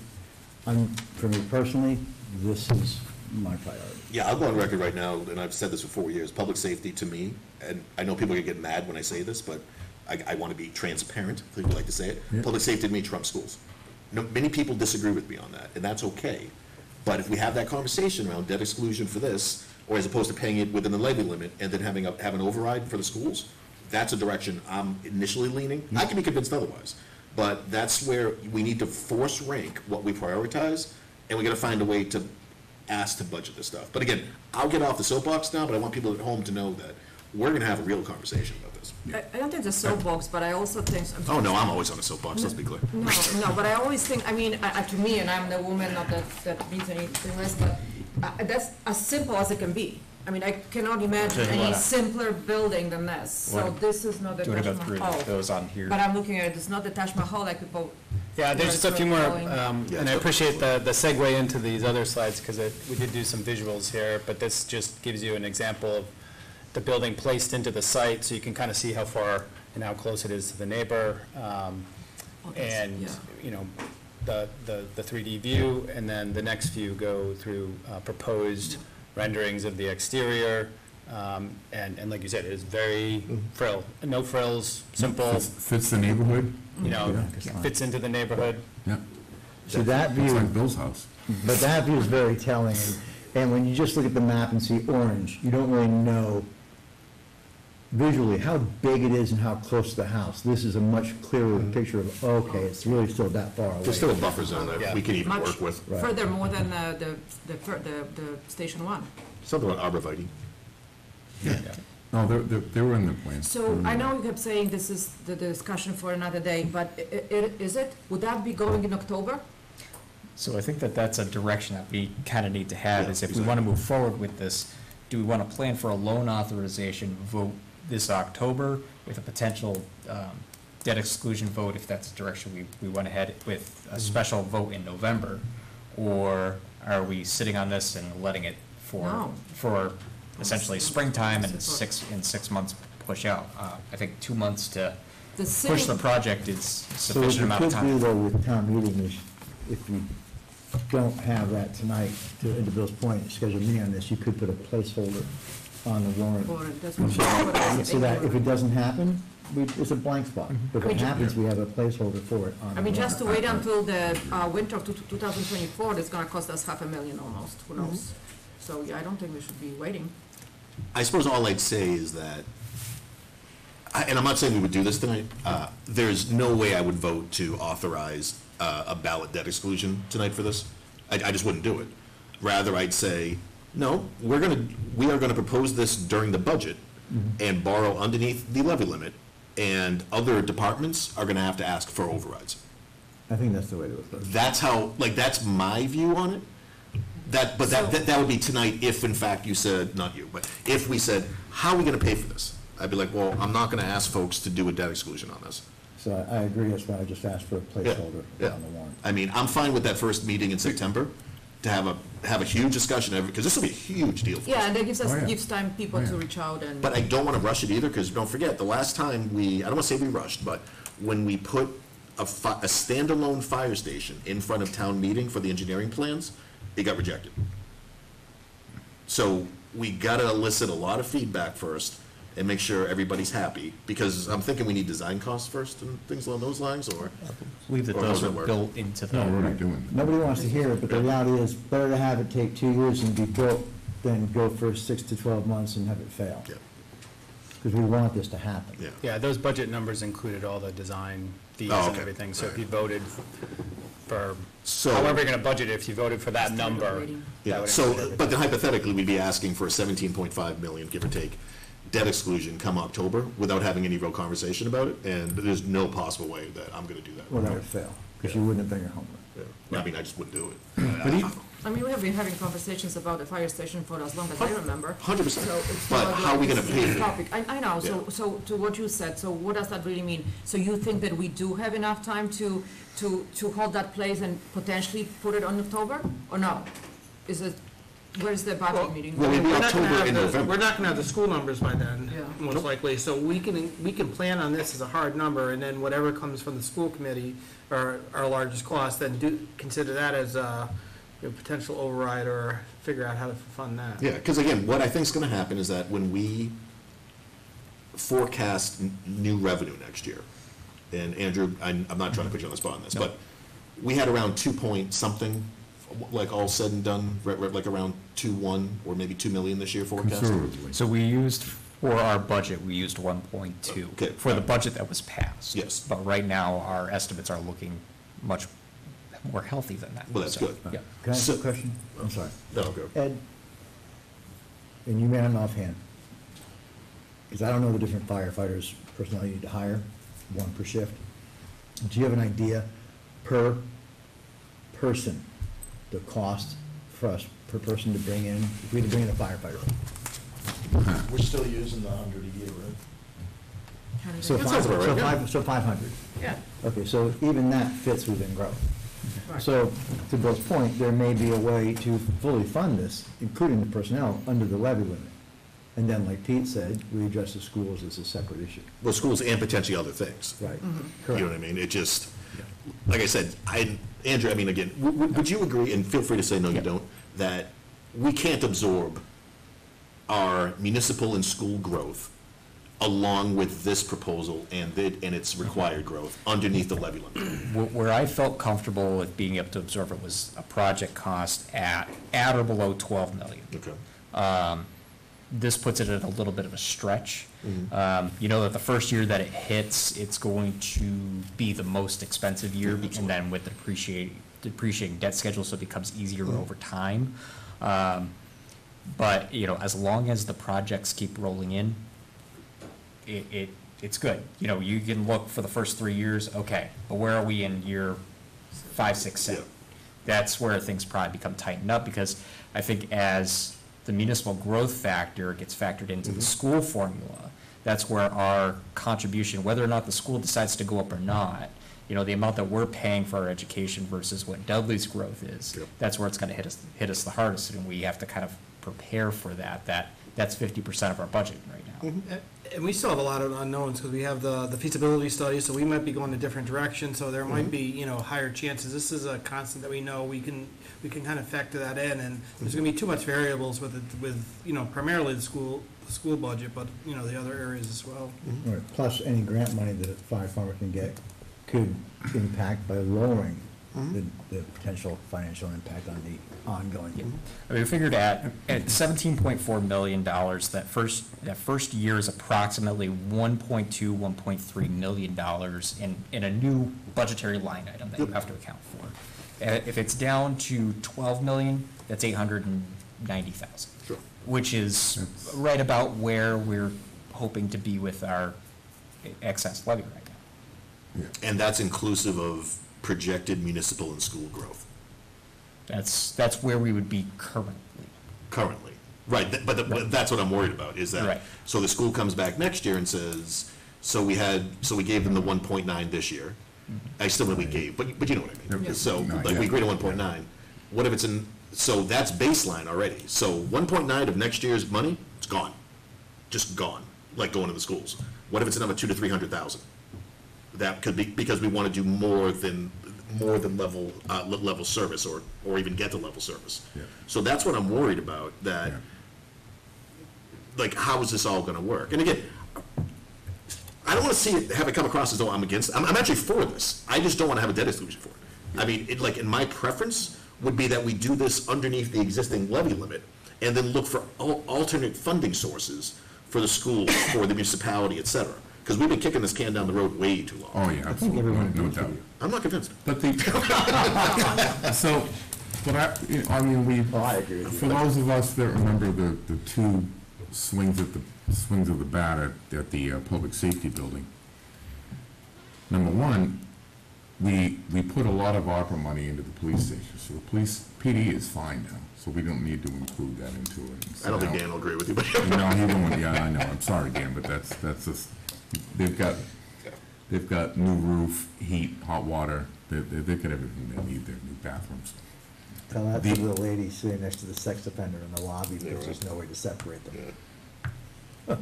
Anyway, but, and Andrew can chime in on this too, when we go to town meeting for money, we have to use the highest, the most, the 17 million. Because we're only gonna get one shot, one bite of the apple. Well, 17 million is less than the expectation. Right, but even, so even in, and I remember the public safety building, they went, and I wasn't on the board yet. It was a $28.5 million ask. Yeah, that was the initial ask. That was the first one, and then but it dropped then down it to came. 24. Well, Yeah. no, but then when they actually went to bid, it came in at 21 plus soft cost, so it was Yeah, like it was 23. 24. Yeah. So that 17 theoretically, not a guarantee, theoretically could be 14. It could also be 20. Correct, Yeah, so and the then- 17 and a half includes a large contingency fund. It looks So- like a double dip on the contingency, but yeah. How's that a double dip? It's Well, the- they had it in there twice. No, No, this is This once. escalation. There's an escalation cost for. No, well, the For the winter, escalation, that was and for the then, winter, it was like And then 400K. there's project. Yeah, that gets you, That's 440. that anticipates construction prices continuing to climb at a well, 3.5% that, rate. and then that, Yeah, so they've actually included that in the forecast. yeah. Well, yeah, but on another note, just escalating this to winter 2024 cost us those 5 firefighters. Yep. So the right, so, but separating a one-time cost from firefighters, because it's a whole separate. This is a one-time cost, it's one and done, we gotta pay it off, you know where I'm going with this. So, personally, I'm just separating the two. Separating them while keeping them together, if that makes sense, right? How I pay for one, how I pay for the other, all part of the bigger picture. So I agree, we have to have transparent conversations about it, but we're not looking to add those firefighters for this next fiscal year, because it's gonna take some time to construct. Right. So we have Right. time on that Probably a year aspect. after. yeah. Right, I mean, so we have time, Year or two. Correct, plus grant money. Day it opens, you need somebody to go into it. I was gonna That's say, right. so. but I mean, Jeff, how, from like ground opening to like, hey. 14 like- months. How long? 14 14 months, all right. Yeah. How many? 14. 14, yeah. Yeah. So we're looking at fiscal 25, 26. 26. So just, Well, at the latest. yeah. Yeah. So to note on the debt too, Yeah. that these impacts would impact us a year after construction is completed, because that's when we would go out to bond. And then the bonding, when the first bond becomes due, that's when you have the full impact. So you're probably 26, 27. Correct. You're at FY by the 27, time. 7 by the time that you're. When you apply for grants to help, like fund personnel and whatnot, there are usually limitations, right? You have to use it within so much time. So does that basically mean, like you would, if this gets voted to approve this, or we basically find a way to do it, which we hope under the levy limits, we don't have to ask for tax increases, would you be able to start applying for the grants now? I've Or would already you have to wait? applied. I've already applied. Okay. He's constantly applying. He's just Thank you, getting, Chief. all he has to do is hit resend. What I probably recommend, and this is just my 2 cents, is that we have a real serious discussion at our first meeting in September. Yeah. And to say, how does the board want to move forward with paying for, with like paying, assuming we want to go down this Yeah, I'm path, fine with that. how do we want to pay for it? Because it's really either going, with my, again, just my opinion, we're either gonna need a debt exclusion, or we pay for it underneath the levy limit, but that means somebody else is gonna need a debt exclusion or an override. Correct. At some point, we're gonna be asking somebody for like more money. So I hate if the taxpayers for above their 2.5%, so we have to force rank what's most important to us. And I know it sucks, but that's what we need to do. And I just want to, following the transparency train here, this is a substation. Correct. This is not, you're going to have at some point Have to build. down the road you're gonna have to readdress the other side of the equation. This makes it easier for you because the response time analysis proves that with a station there, we can provide better service, quicker service. 2, it eliminates Station 2, which is currently, for all intents and purposes, should be condemned. Oh, yeah. And he's not here anymore. Kurt. No, I'm with you on that, Chief. We've already shown that over time, the vehicles that are housed in that station deteriorate, and that's because of all the water. Rust, mold, whatnot. So, but I just want to be abundantly clear, the substation is just that, it's a substation. Also protects millions of dollars worth of equipment, Yes, it does. as well as personnel. So what, a placeholder for the fall, Yeah. but we're gonna have a real serious discussion? Yeah, come but be September? prepared, like, for all the, with the details, I don't Oh, know. I don't know, I'm ready to go, but we'll. For September, because then, and the placeholder for October Yeah, one. Andrew, anything that you come up with, just for like, I mean, even if it's like order of magnitude forecasting? Yeah. Just to have some idea that we can talk to, because what's the first question someone's gonna ask us tomorrow? So, how much is this gonna cost me? And if I say, well, if it's under the levy limit, this costs you nothing, something else might. But if we say. If it's approved. Yeah, if we do a levy limit, then it's a different conversation. So just, I read these numbers beforehand. Show off. I anticipated that this was going to be the majority of our conversation, but just based Sorry, off the Jeff. current single-family tax bill, the full 17.4 million would be about a $200 impact on the average single-family taxpayer. That's assuming the average being. Was it 20 year? What was the impact? That was a 30 30 year. year. 30 year at 4%. 30 year, 4%? Yeah. Now, 0 if it's under the levy limit, but that's based upon 17.5 million, correct? Yeah. That's at 17.5. Right, so if that was under the levy limit and cost them nothing, and again, we don't know. Right, but. If the schools needed 1.9, Something is else will significantly compensate. less than 17, the average home could be looking at $40. I mean, it's a drastic difference. Right, the only difference being that those would be permanent increases, at least this is a Correct. depreciating and falling off at the end of the project. Over 30 years. Over 30 I'll be years. dead, that's fine. Exactly. It's about $200 a year. for the- About $200 a year for the first. That's on if the we can't first do it year. under the levy limit, though. Before we Correct. start throwing those numbers around, we have to figure out how we're gonna, And you can do a combination So- of Yeah, I was gonna say, you can mix inside it and up, yeah. outside. The only thing is you have to exclude the project itself, not to say, okay, we're only gonna do this much here and that much there. You can go in with the full intent, but you have authorization to do the entire project. Poor Ashley, if she's still on, she must be losing her mind. Oh, Bosh, I see we got a Q&A. Hey, Eric. Do you have a chart that is based upon population-centric versus distance-centric for the response time analysis? So I'm sure, I know we had multiple charts on that. Chief, is it safe to assume that population density is greater the closer you get to the center of town as opposed to the Yeah, outskirts? you've got that big building up on top of the hill. Yeah, that really skews. That's gonna change everything. It skews the call data, but we can, if people are interested, we do have a map that shows the incidents overlaid Oh, yeah? on top of the response time. So it just has little dots for all the incidents. Could you and- provide that? Yeah. Maybe Andrew can get it online so that person who asked that question and anybody else could also see visually where the predominant calls are coming from. Right, and just to give you a flavor of that, because we did talk about it in our meetings, there is a predominance for the center of town in certain population areas you would expect, but there are areas around town that do have Yeah. little spikes that people may not anticipate seeing. So when you see that data, don't be The surprised. that the there's- schools being one of them. Yeah. Exactly. Do we have any traffic hotspots? Higher incident accidents? That would be your major highways and weather dependent.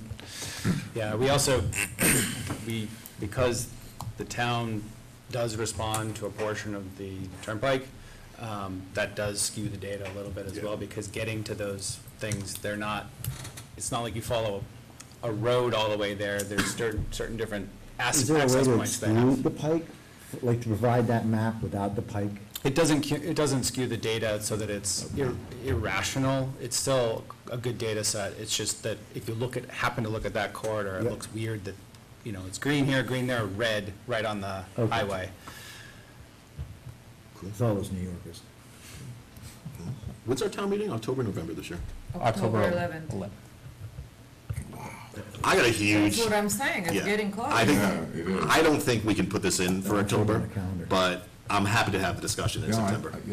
I wanna have discussion. I want, yeah, me too. How many bays are in Station 1? Is it 5? Right now, Yeah. yes, there's 5. 5? Yeah, 5. Single bays. So this is almost, That's good. this is 4. Yeah, so in looking at it, I say you would need 2 of these, and you would be able to house your fire department. Yeah. It only took you 27 years to get to this conversation, so I think. No, a lot longer than that. Yeah, it's just, yeah. By the time we I come back around. found the original contract from 1966 with Le Mountains to build the 2 additional bays on Station 1. So there you go. And the longer we wait, the more it costs us. Oh, 100%, absolutely. Yeah. That's that, and we can now hire the Dudley firefighters. I'm not saying a word. But that's a really good point, Andy, you just brought up. Conceivably, the town would probably require 2 of these and we'd be fine. Yes, for the next That's a good 50 years. selling point, actually, right? We'd Not be convinced it's a halfway. good- I don't think it's a great selling point, to be honest with you. What's that? I don't think it's a great selling point, to be honest with you, because we're basically saying, hey, we need 17 and a half now, Well, and then in but we X don't amount of need a- years, we need another 25. But we don't need another 8-bay station, Yes, your square footage will dramatically decrease on the next one. Yeah. What are we, 45 square miles of town? I mean, Yes. it's silly to think that this one building will be enough Just, eventually. just geographically, you need, Yeah. at a minimum, 1 substation. Yeah, just, No, you that's do. the You do. fact. You do. I agree. David's gonna have a heart attack or something, we wanna make sure. I'm gonna have a heart attack at that with these Where I prices. live, I'm past the 9-minute mark for them where I live. No, not if we're right there. That might be No, at so, 7. okay, so let's wrap it up. So That's we 3 wanna have minutes. discussion September 12th, whatever our First next funding and meeting timing. is. I But think just serious right now, discussion. Oxford I'm closer gonna to push me, for right? this to be Their as soon as substation? possible, waiting for. Great. Maybe. Thanks, Jeff. All right, Thanks. thank you all very much, appreciate the Yeah, time. thank you, Chief. Do we need Jeff for September? Maybe. We'll put you on Zoom if you're Yeah. available. What's the date that you said it was September meeting? September I'm available all of 12th. September, so, okay, I'll put it on my calendar. Figure it out. Thank you. Thanks, Jeff. Thanks, Chief. Scott? Good times. All right, So next lucky I one, think I make it by a day. where are we? New business, CMRPC. All right. So each year, the board is asked to appoint a delegate and an alternate to the CMRPC. CMRPC's mission is outlined in the memo. Delegates and alternates are a vital link to the planning commission that enables them to deliver support services to complete the discretionary grant funds, identify community needs in transportation and land use to foster sub-regional cooperation through shared services and procurement. The current Board of Selectmen delegate is Basha Zarowski, and the alternate is Bill Borowski. The board should vote a delegate member and an alternate member. You just- Yeah, you just want to do it again? Perhaps so. I mean, unless the board disagrees. So moved. Unless somebody's volunteering and. All in favor? It might be a silly question, but I have a question. So we don't have to vote on that placeholder or the discussion, further discussion on the fire station? Steve, We have the, under new business, number 4, to open Oh, special so town it's meeting. That's all you want. Yeah, that's fine, all right. So me and Bill, all right, moving on. Liaison. Appointments, All right, other so fun stuff. the annual reappointments are completed. We have a list of committees that the board members are liaisons to. The board should review the list and make any changes you feel are needed. Through a chair, Andrew, do we need the LNG advisory anymore? I don't think so. It has been quite a while since we've met. It's a done deal. I'd say kill it off at this point. Sounds good. Yeah. LNG advisory, I mean, it's been approved at this point. There's nothing we Yeah, can do. so that's closed. But I'm happy to throw my name out there either with or instead of Basha for the Fay Mountain Farm thing. Where's Please, Yeah, so unless the board disagrees, I'll take over Fay Mountain Farm. yeah, perfect. that? You Can I need get one or a you second need 2? on that? Doesn't matter. I'll just volunteer, we're good. Perfect, so there would be Bill and Pete on FA. On what? Good, Pete, nice. We'll smoke cigars at the farm. We'll work it. Fire station, this is done. You can- I can be a Municipal third building. alternate? What's happening here? So we have the ad hoc committee, they meet generally monthly via Zoom, just basically advise on municipal building and investments in upgrades. Can I say just, I know I'm gonna jump off from this. Do we need two people on the bench shell and this is all kind of related? Nope, I think those were, the second one was an alternate for the show. Yeah. Yep. No, I'm good, so I send somebody. Another one, do we still need a marijuana advisory committee at this point? Yeah. I would suggest because of the Yeah, new. because of that new regulation. Well, that's not set yet. No, it is happening. So No, just they haven't applied, though. while the new regulations are under review from the state level, just to implement the new policies, I just had them review it. We have, one of the things that we have to develop and put out on the website is actually the procedures. And I understand that right now our zoning is restrictive enough, but, you know, there may be changes in the future, that we have to at least publish what the process is for applying for an HCA. And so if they have a role in that process, they need to be, But they it's have to technically still not be an there and active identified. committee at the moment. Not as active as they were, but they are still But who knows? meeting. Well, Jim Philbrook is depends, the things chair. always Yeah. change, but at the moment, Yeah. Do you reapply for the facility? I'd be happy to stand off that committee, actually. Because I'm already, You know what, I'll do, you know what, I'm in the farming type of mood, I'll do a marijuana advisory committee and Fay Mountain Farm. and I'll be his alternate, so I can just have a You have cigar to pick with him. one. And then I'm washing my hands like the rest of you. Alternate, so Pete's not the only one who gets to have a cigar You're with him. gonna be municipal building committee, because you have to be somewhere. Yeah, I'm on marijuana with Bill. No, you alternative on marijuana. What's matter? What'd you call it? Alternative. No, did you call it marijuana? no, but we need to see David, Pete's name on municipal. it. I'm on 3 committees now, so I'm. Yeah, I did I'm- Fay Mountain. Oh, you did, all right. He's here, but Pete. So I get Fay Mountain, CMRPC, and marijuana. You guys can How about the fire department? divvy up the rest. Yeah, actually, I'm on 4 now. You are, and I'm on Don't marijuana. complain later. What are you guys doing? Don't put You yourself. keep opening your mouth. Yeah. I want to move on next agenda, you guys figure out what you're No, doing next. seriously, be serious. Those are serious things going on. Where are you? Are you No. on everything? Fire? No, I'm, no. Fay? Yeah, fire, Fay, marijuana, and I'm the alternate on CMRPC. Outside of that, Okay. I'm not going anything else. And I'm Bill's alternate on marijuana, and I could also join Basha if she wants on ban shell development. Who's gonna be on the municipality? I can do that. Could you? Yes. Pete, okay. Kurt does a Please good job join. anyway. He really David. does. I do have cigars from Dominican Republic. I love how cigars are a driving factor in our decision making. Which are the outdoor meetings? I'm just kidding. All right, so me and David. So that goes together. The bench, so just put me and him all together on this. Economic, Stephen Corona, I think that's all of them. energy, yeah, okay. Oh, and unless somebody wants the community center feasibility. Oh, they still have to come back. This is all together. I'm on it. This is all together. Okay. Okay. All right, we're killing it. Yeah, we're moving. Oh, where are we? DCRSD Special District? Sorry, wait, meeting. Oh, that's that, what is this?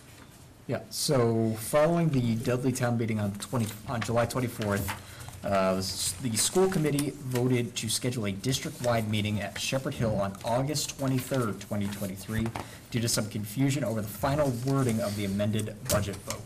The school committee has proceeded with the posting of this meeting to meet the 14-day deadline. They actually posted today. One item that does need the attention from the Board of Selectmen is in conjunction with the Dudley Board of Selectmen, is the choice of a moderator for the district-wide meeting. The Regional School Association has a small list of people who have acted in this role in other meetings such as this. I have yet to receive a copy of that list, but as indicated through the finance director that exists. According to the district administration, most recommendations are that local moderators shouldn't be used due to any potential appearance of partiality. I do know that Dudley has already volunteered their moderator for the meeting if selected by the board. There's still a strong possibility that this meeting will not be needed. It all is hinged on the determination of Dudley's town meeting vote, and DOR has responded to the involved parties that it's not their place to give an opinion on the warrant article. So the intent of the approved budget article is up for local interpretation. If the override relative to Dudley's question 5 passes on August 17th, there'd be no need to proceed with a district-wide meeting. Right now, we're looking at potentially the 21st as a date, if we can get at least 3 people to meet with Dudley Selectmen to at least appoint a moderator for this meeting if needed. So I personally have I don't care if Dudley's moderator does it. To me, as long as they can count fairly, ayes, yays, nays, I'm fine with using their moderator. Yeah, so, back to you, I've known Moderator Starcheski for literally decades, like, we went to, like, school together, and I watched some of their town meetings. I think he's more than fair, and again, it's literally just recognizing and letting people speak, so, I know we have to have a meeting, like with them, but I have no problem with Chris doing it. Plus, actually, he's no longer employed by the school system, so he's as neutral as one can be. So do we have a quorum that we can meet on the 21st? I can meet. All right, So- I don't think I can. And I think, that's what I was just asking, so I'm not here on the 21st? I can be, which day is this? That'd be the Monday before the That's Monday. scheduled meeting. Yeah, Steve, I can you do make it? Yeah, I can do it, I can have time. He can do it. Yeah. Problem solved. All right, like I said, I mean, you I guess I you guys can. do what you want, but I have no problem with No, Chris okay, doing but it. are we, so we deciding, okay, so we will know, because we might not meet. Yeah, you might even need it. On the 17th. So that question 5 thing is just around that additional assets, right, that 900,000? Just for the schools. Right, so what came down to was that the motion that was approved at the meeting involved the word contingent. Yeah. So even though it may or may not have been the legislative intent of the vote to make it contingent, that's what the vote actually was. So if it passes, then the contingency has been met and the budget is approved. If the override does not pass, we're essentially kind of back to the unknown of where we really stand here, so a district-wide meeting would essentially ensure that that the school's assessment is fully funded. No, okay, so we have a plan. All right, So our vote is just to go along with this plan for the, So we are waiting the And- results on the August 17th Yeah. to know what to do. And you may or may not have to meet on the 21st to appoint a moderator, Okay. if they have a meeting. okay. Yep. All right. And they were So- talking about, doing this on the football field with Shepherd Yes. Hill? Yeah, up at, With a rain date. up at Kamiani Field in the bleachers. With the rain date, so That would be kind of cool that's a to lot of let people, so is that, We hope. are they thinking the little flashy So things? the district will have to coordinate the use of a clicker system if that's what they decide to do, and have enough clickers available in order to do it. We kind of put it out there that they should probably contact one of the vendors that provides it to lease them the system for the Yeah, day yeah, oh, yeah, versus yeah. trying to use one of the town's systems. Or you could have all the yeses go to one end zone and the no's go to That's it. And Well, it'd be pretty easy to count that way. then we kick off and then, yeah. Use the PA system for the announcer to, No, Well, no, hopefully- kidding aside, it's Hopefully, really a but- situation. Hopefully, we don't need it, we don't have to worry about No, and hopefully we don't need it, but it's one vote, right? it. Literally, that's all it It's is. not, Yeah. yeah, it's not gonna be like, It's not where the funding source comes 20 from, articles, it's one not vote. how it's One being vote. paid for, it's simply, do you approve this budget? And if the answer is yes, then the town Dudley has to go back. And the and- majority of the people are gonna go with their known how they're voting, it's not. gonna- Correct, exactly. you could just sit in the parking lot, beat the horn once for yes, There you go. twice for no. All right, Okay. it's Next getting one. late, yeah, let's. Oh, and we still have stuff to do. Open special town meeting All right, warrants. so we have scheduled the special town meeting for Wednesday, October 11th, 2023 at 7 o'clock PM, at the Charlton Middle School. I'd ask the board to approve the meeting date and the open warrant. So moved. All in favor? The discussion is made. I've included the calendar for your information. All right. Next next one. Oh, I'm sorry. DPW discussion. All right. So with the pending retirement of DPW Superintendent Jerry Foskett, we embarked on selecting candidates for consideration for this position. So as we evaluated the candidates, it became clear that the title of the position as it currently is structured did not accurately reflect the duties or qualifications necessary for the position itself. So while the town has shown some interest in moving toward a true DPW model, the responsibility of the position as it currently stands is primarily highway operations. So in order to move forward, I'd suggest that the title of the position be changed back to Highway Superintendent, and we consider backfilling it in the appropriate manner. So if the board would like to consider the formation or consideration of a DPW, the DPW Superintendent or Director title and the appointment of that position should be reserved until such time that a structure is developed and adopted. So I'm kind of turning to the board for a little bit of guidance as to move forward. So Basha, through you, just very quickly for me, because I'm really genuinely curious how everyone else believes. I think David and I might have been the only ones on the board, Stevie might have been, when we brought this to town meeting at one point, didn't we to change it to DPW Superintendent? I don't know. Are you sure? I think that the town administrator changed it before. No, my predecessor changed the title on her own. Without town meeting approval? Because I thought for sure this was a warrant article. Yes. Okay. So then, the intent of former iterations of the board was that this was to become a larger DPW organization eventually. That being said, that was my intent at the time. However, if the majority of the board feels it should stay as highway, that's fine. But just to give some context, and clearly my memory's going as I get older, that was the thought of potentially combining recreation, cemetery, water, sewer, et cetera, under a DPW director, which would become more efficient. That was the hope. That being said, it's, Everybody's opinion. Yeah. I was just saying, I said, he's just copying me, but I'll let him Yes. do it, I'll let him get away with it, but I've been asking for exactly that for a long, long time. It doesn't get rid of employees, it just consolidates them under one head, really. And as the town continues to grow, and I guess, it is a conversation about, is a town ready today, tomorrow, 5 years? But we are rapidly approaching, I think, the point we need a DPW. And to Bill's point, for efficiencies and many other reasons, that's where I felt the town needed to go, to a true DPW format. But that's a change in the bylaws, that's a 2-year project to get, yeah, that's a town meeting vote, that's. What is? To combine, to To form have a everything roll up DPW. under one DPW director. Yeah, that's a town meeting. So my recommendation would be to say,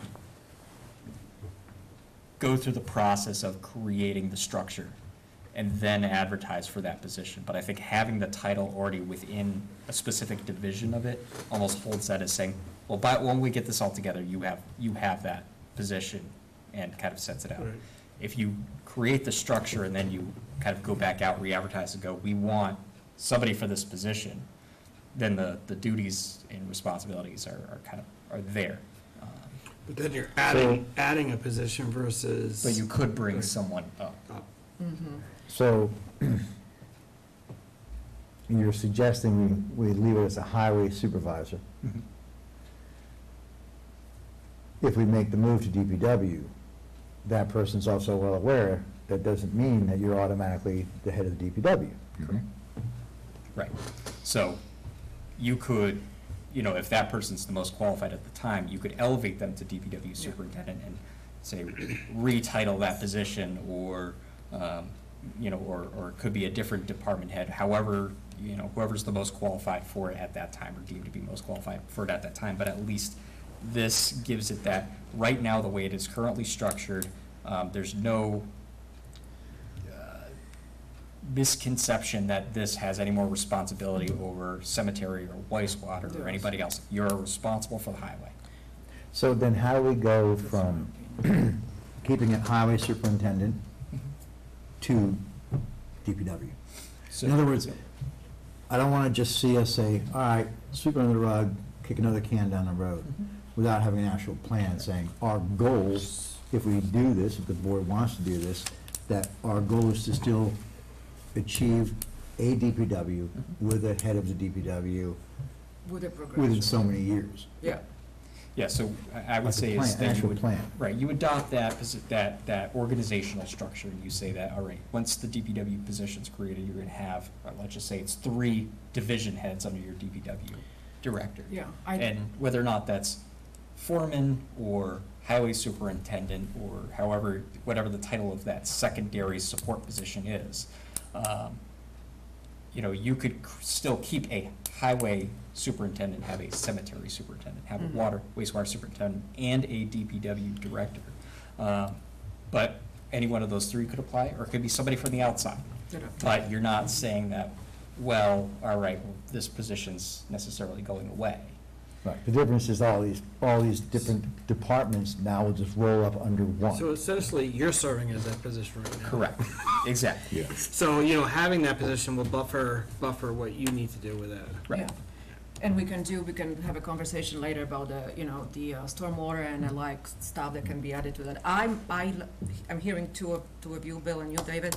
For me, what you're saying is for the town that has several employees under one, cemetery, few people, water, a few people, we have a person, So to me, I would like to see that defined. I like the highway superintendent for now anyways, with the clear job description. And then maybe we can talk about, other things that can be taken away from conservation, for example, because it's another thing on the agenda. So what would be the timeline to create the structure? We could look at Part something. A, and right. part B could we afford to leave that position vacant until we evaluated what that structure would look like? Probably not. I think the tough part is that you have a pending retirement that's Right. this year. Somebody's gotta be in charge, the snow's gonna start flying, complaints are gonna be rolling in. I'd want somebody in that position that has the defined responsibility of that. So I wouldn't wanna keep it vacant and just saying, well, figure it out under it. I agree. No, I that is agree. Oh, look at this. Oh. You found something from 20 years ago. Yeah, let's look back to 2019, Article 12. Did it pass? Oh, it was, Bill's wrong, yeah, he doesn't know what he's talking about. He's the old crazy guy. Oh, look at the gray beard. Hey, no one called you old. I'm crazy, but not old. Nobody. Oh, see? It was. Talk to me, Goose. Am I right? We're not gonna continue this meeting till I hear I was right. You have to say he's right. That was. So right now, you're looking for a motion to keep this. I'm trying to read the. No, because believe it or not, it's actually a big deal, because if you No, look, it is. because if you look at our bylaws right now, it's a DPW superintendent, based upon a change, which I believe happened in May of 2019, that Andrew's about to say, yes, Bill, you're right.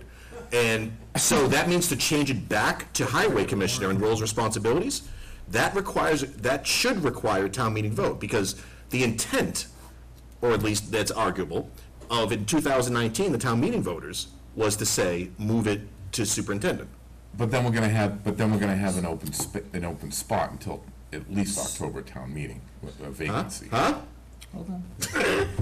He said, no, Yes, folks, this is what we do, it's like. So, by one, Don't even. I know. Don't even. So this is under the personnel bylaw classification plan? I think we repealed it. What? You think what? We repealed the personnel bylaw classification. Oh, that's from the, It is now under policy. everything happens for the reason. Yeah, under the Board of Selectmen. So then it could potentially go back to us. However, be aware, sorry. But it No, did. I get it, no. Because you guys thought it was crazy, so I was like, all right. Yeah, This is why we're looking at our. Oh, I'm still gonna go because, No, okay, so can it go on in October? I don't know if it should, because, I don't think it needs to. So I need some guidance as to how to go forward right now. yeah. Does the board want a regardless, does the board want a DPW superintendent, or do they want a highway commissioner? I will say that the town voted. A highway superintendent. Yeah, highway superintendent. I mean, no, because the job description under the title doesn't really change, right? We know, what you're saying is, now that person has this whole sophisticated title, right? They could potentially combine other departments into one umbrella, which I don't like. Our bylaws currently say, Department of Public Works Superintendent. Yeah, so it can be this broad. But they're It not can be functioning anything. in that role. Right. No, I Currently. don't like that. See, because it's Current undefined, structure. it's too broad. So we have to change our current state to future state, but how do we bridge that? Or do you want to at all? Because if not, I think we still have to update on the bylaws, don't you? That's the problem. Sorry, man. No, it's fine. I didn't mean to like screw with you. Yeah, it's fine. We might be revisiting this at the next meeting. No, but really, I think, procedure aside, what's the general philosophy of the board? Would you prefer a DPW larger organization? Because that may impact upon whom we hire? Or do you want someone who's just gonna concentrate on highway stuff? I think you need somebody to focus on the highway, and I think you need somebody to coordinate all the works of the DPW. Somewhere in the future, when we actually have so many departments with so many people that. it Aside needs from that being, person. I mean. Yeah, he doesn't. I agree. Highly defined. Right now, my. See what happens when Twenty CEO joins the Amazon board? with everything going on, it's, I don't know. Yeah, but even check this. Right now, we have a retiring highway superintendent. We need to hire a highway superintendent. We do not have a highway don't have superintendent to. right now. I mean, we have in title, we have a DPW superintendent. Now, whether that person, whether Jerry's acting is that, because we haven't made the moves yet, that's a different conversation. But right now, Jerry's official title is DPW superintendent, and that's what. Highway superintendent. Nope, DPW. He used to be the highway superintendent. correct. By And- 2019, I changed that. Myself, and I agree with Andrew. I'm sorry, I didn't mean, but honestly, I didn't make a big deal out of this. Snow's gonna start flying, and personally, I prefer for where we are right now in the town, and eventually, yeah, we probably have to move that way, but personally, I'd rather see a guy that wears work boots to work. and So not a do we shirt- need a and- highway- And not a shirt and tie. So do we need a highway sup, or, and this is again just for conversation, is there someone in a foreman role who could oversee those winter operations, because they've done it forever, while we continue to pursue this? Because you do have foremen. I think that question was asked. This is the worst. Right, that exactly. I mean, in all reality, when we went through the process, I mean, there was one very good internal candidate. I would hate to, besmirch this person. I know that the board wanted to see three people. I felt that the person that's there at Highway was head and shoulders the clear person cut for this job.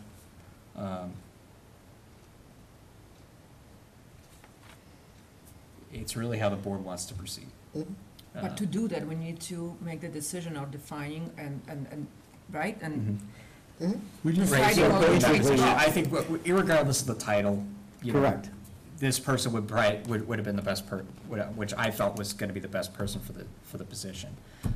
We did have, some internal candidates, for consideration, and I felt that going through the process, that at the end of the day, this board would feel probably most comfortable with the person who has the most experience with the highway operations as they fit. And I know Jerry, he's not here, but I'll speak for him, I feel like he felt strongly the same way. So my personal feelings are, I would prefer to have someone with highway experience. Obviously, I still don't know who all the candidates were, but I'd rather have the highway experience. Whether the title is DPW or highway, someone's gonna run the show. So we need to get someone in there. Whether we address the DPW at a later meeting, consolidating efficiencies, I think still has to be done. But for the short term, someone has to run the show.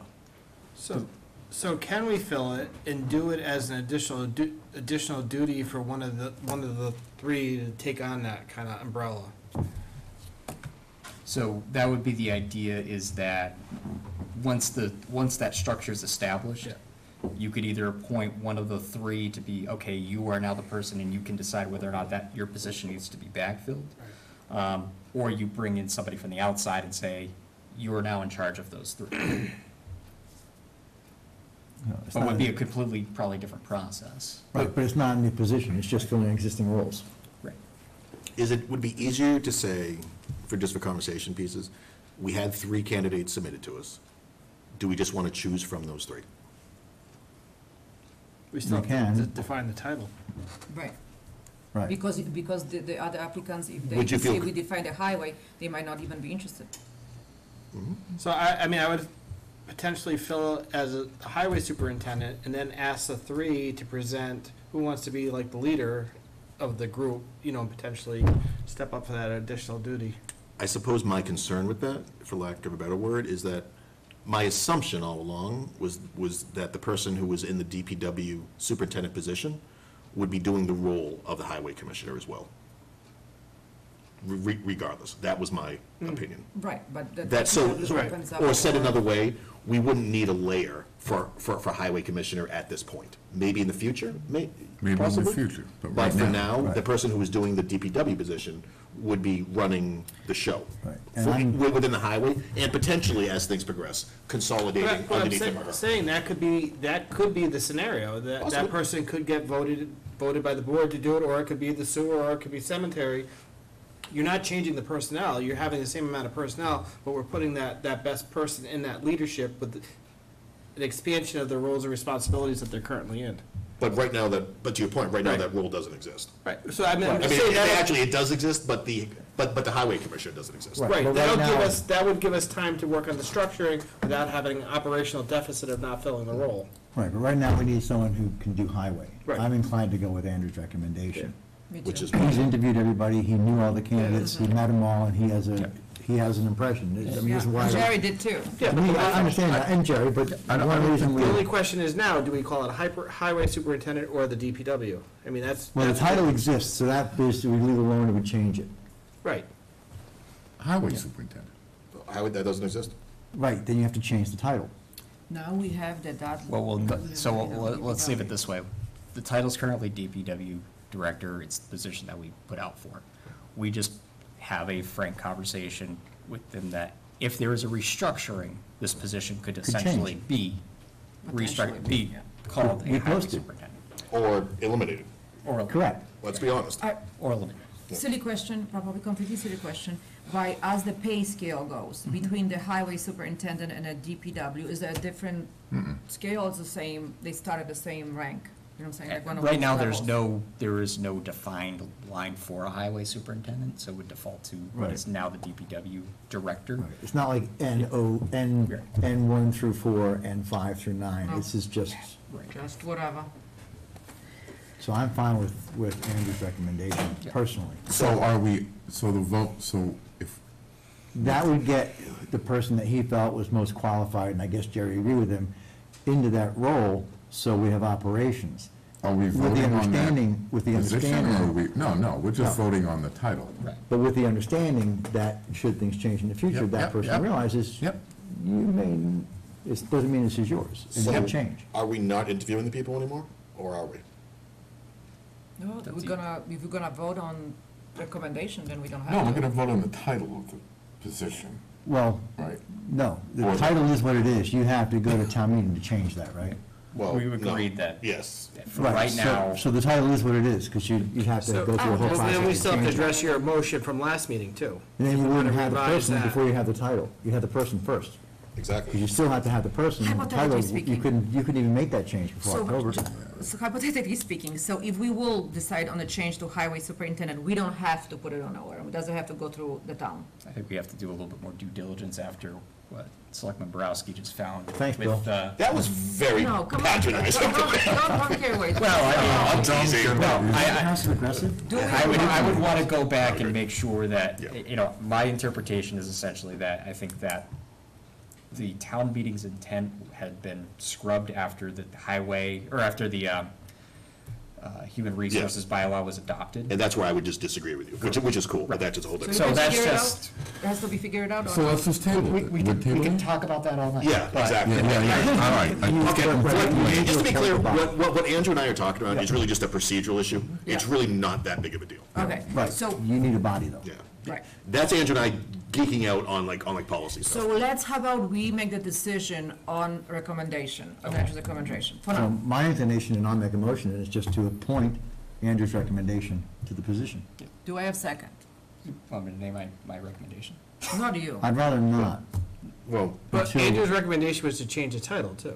So are you, My motion was to appoint Andrew's recommendation of the person he felt was best qualified and the highway super agreed with to the role as it currently is, because we don't have time to change that until later. So they would basically be taking exactly what Jerry's leaving and putting this person in that role for now. Okay. With the understanding that that person understands that if we change all of this, that position could change, could go away, could be reposted. But now you have a body to Is that a oversee these motion? Is that a operations. formal motion? Yes, that was a formal motion, but it needs a second. I would second that. But that puts a body in there to run these operations. Yep. so just for clarification, we're gonna fill the position as DPW director. Which I don't even know what that term means. No, see. I'm just clarifying title. Can we call it DPW superintendent? Because Sure. that's, because that's what Jerry's official title is. Sure. DPW superintendent, and we're going with Andrew's recommendation. Which was Superse- concurred with by Jerry, the outgoing highway, sorry, But we- DPW But superintendent. does that satisfactorily address Bill's motion that we voted on last meeting? Does not. Right. Because so we I have made to- the motion that we should be interviewing this Right, role. so then we have to address that motion that we passed last meeting. Okay, so. If somebody wants So to, let's address this motion first. if somebody wants to motion to redo mine, go ahead. You would have to withdraw it, I think. Fine. You know what, just for conversation, because it's already 8:30, I'm getting annoyed. Motion to withdraw my motion to interview all three candidates. Second. All in favor? Aye. Aye. Opposed? Okay. Motion to appoint Andrew and Jerry's recommendation to fill Jerry's post with the understanding that they're very clear that we are still continuing to pursue this, and that if that position, if this changes, his position could change, be eliminated, or reposted. Because this is, we don't have time to go through this process. We need to have someone in the role of DPW superintendent. Are we really not gonna say, I'm sorry, you know what? No, say it, say it. No, it hasn't been No, now you seconded said yet. it, say No, it. no, I'll wait till it's seconded. Second. Are we really not gonna say, like, the name to the public? I don't know who it is, so he can say it, because I didn't interview him. The reason I said it that way, I don't know the applicants, I don't know who interviewed, I don't know the qualifications. Was until I was asked. Right, and I haven't looked over their qualifications. I'm going with the town administrator and the highway superintendent and their recommendation. I'm happy to know all the names of Highway everyone who applied. superintendent. No, okay. DPW superintendent, sorry. All right. We're really getting caught in the semantics here. No, it's not semantics, but this is important how we define it. Everybody's confused on the title. Don't even mind about the Get- whole get up. job description. No, oh, we know what the title is. We could be here till DPW midnight. superintendent. Yeah. So, cannot be the highway superintendent? No, the title is Defined. DPW superintendent. We can change things in the future All right. at town meetings, but right now, today, it is DPW superintendent, exactly as the job description is written for Jerry. And Steve, you seconded that, right? I did. So just for discussion, Andrew, correct me, this is our appointment, right? Correct. So how can we seriously not have a discussion about a candidate just based upon Andrew's word? Andrew, you know we love you, but it's not Andrew's appointment, it's ours. So unless we know who the person is, are we seriously gonna hire a high-level member of the staff without having a discussion about the person? Just based upon, like, does everyone know who it is? Okay. I've read, Yeah. I'm happy to have a Yeah, discussion. because- Yeah, I mean, yeah. I've read everything. No, there's background, I mean, We read the I think resume we and do. everything, that's what you. Yeah. I mean, I know who it is, as I think, you mean, but I can't remember if you sent that just to me or if you sent that to everybody. I mean, I really don't No, remember. there was an email. Oh, no, to that everybody. was- Yeah, I thought you sent it to everybody. No, There was yeah. the resume. No, we attached all to had it. All of Yeah. us. We all had it. I think you read between the lines as to who my recommendation would be. but- Oh, perhaps I have, to be honest with you. Yeah. You know what, I'm sorry, you're right. Yeah. I'm perhaps reading between the lines Yeah. on who that person is. Right. Don't say So- Billy's wrong. So, One line. actually, let me rephrase. There were three people that were given towards us. I saw the resumes. Yep. But are we really not gonna discuss it? So Andrew- Like, we're just basing upon Andrews? No, but basically, we have a motion and a second for discussion, so with that, I'm sorry, Andrew, I'm your opinion today. no, but that's fine, but it's fine, we have a motion and a second, so let's discuss the person that you want to Yeah. appoint. Yeah, so Nick Peel. But can Yeah, that's what I thought. we do that? Can we do that without them here? Can't discuss their reputation or character. Right. I can at Okay, least so give you the who, name. so the name of the person. Right. Nick Peel is the person that I'm recommending to this board to be appointed to the position of DPW superintendent. And is this the person already in DPW? Correct. He is the assistant foreman. So, assistant foreman. Yes. There's also a foreman. Correct. Foreman didn't apply? Correct. That's interesting.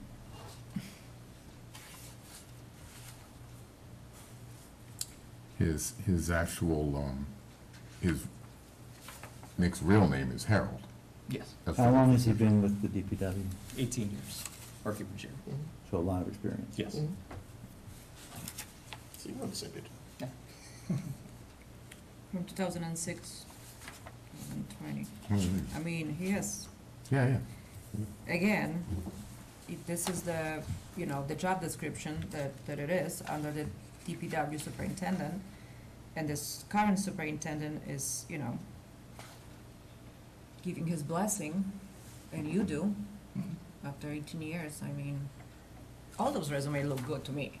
18 years in highway is 18 years of valid and very valuable experience for someone that had a highway department. Someone who also has a lot of experience in winter operations as we're rolling into winter. Absolutely. What I like the most is that he said that he used those words somewhere here, that he's enthusiastically applying. I know it's just a word, but I think he's excited actually about that challenge, and he, you know, he's looking forward to it.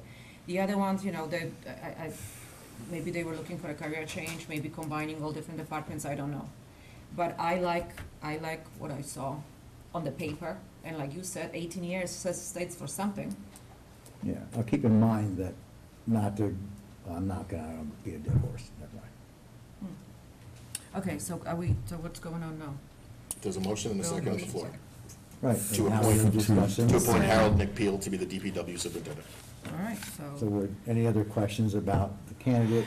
anything, guys, you wanna add, P? I'm voting no, just because we haven't interviewed him, and I can't imagine not interviewing a police chief, not interviewing Andrew, not interviewing it like. So this goes back to something I said in the very beginning, and I'm happy to have him come in and interview.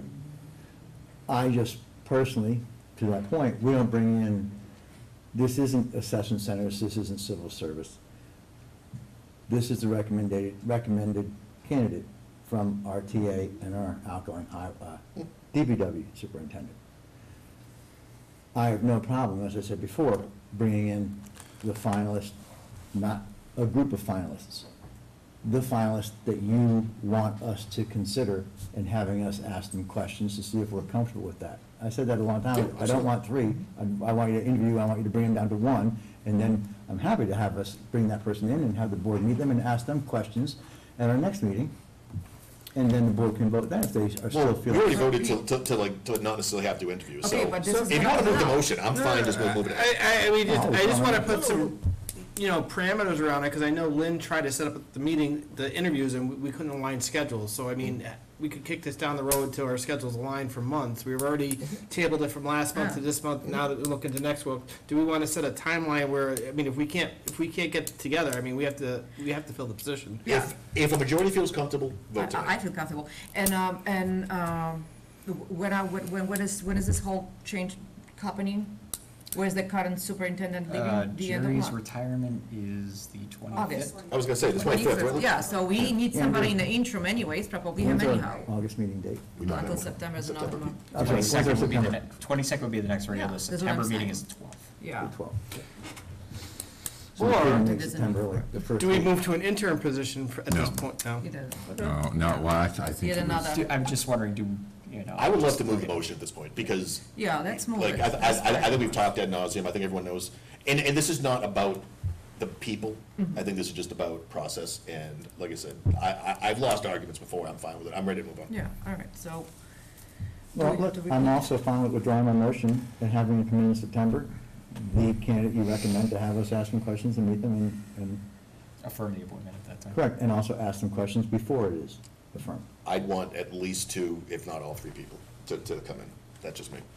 But again, But after this, would the other two even bother after this whole discussion? probably not. That's why I say, if you guys want to move ahead, let's move ahead. I think we've already kind of like, Well, I mean, Because we still have other stuff to talk about. we've had this, we've had similar where people, don't come, but that says a lot right there. So if the person is not appointed tonight, because we want to bring two or all three in, then if they were seriously interested, they would come to argue their case as to why they should have that opportunity and answer the questions. If they don't come, that's also very telling. I think it's kind of. I mean, the second part to that, are they applying as for full DPW superintendent versus the Correct. current role? I mean, that's the They're other. looking for the bigger role that we had originally talked about versus now a smaller role. Can we take a vote? Because we still got other stuff to do. Anybody want to make the motion? Well, no, David has one, there's a Steve has a motion second. and a second. Yeah, For, so, to appoint him. yeah, so, it's, yeah. But if the majority doesn't want to, I can withdraw that. No, I know. Yeah, take the vote. I'm If with the it. answer's no, No, I'm then with no. it. I'm with you. I'm with you on this one. I don't think we have to wait any longer. This is, That's all in favor? yeah, well, Pete, What? what is your opinion? What do you vote? Yes, no?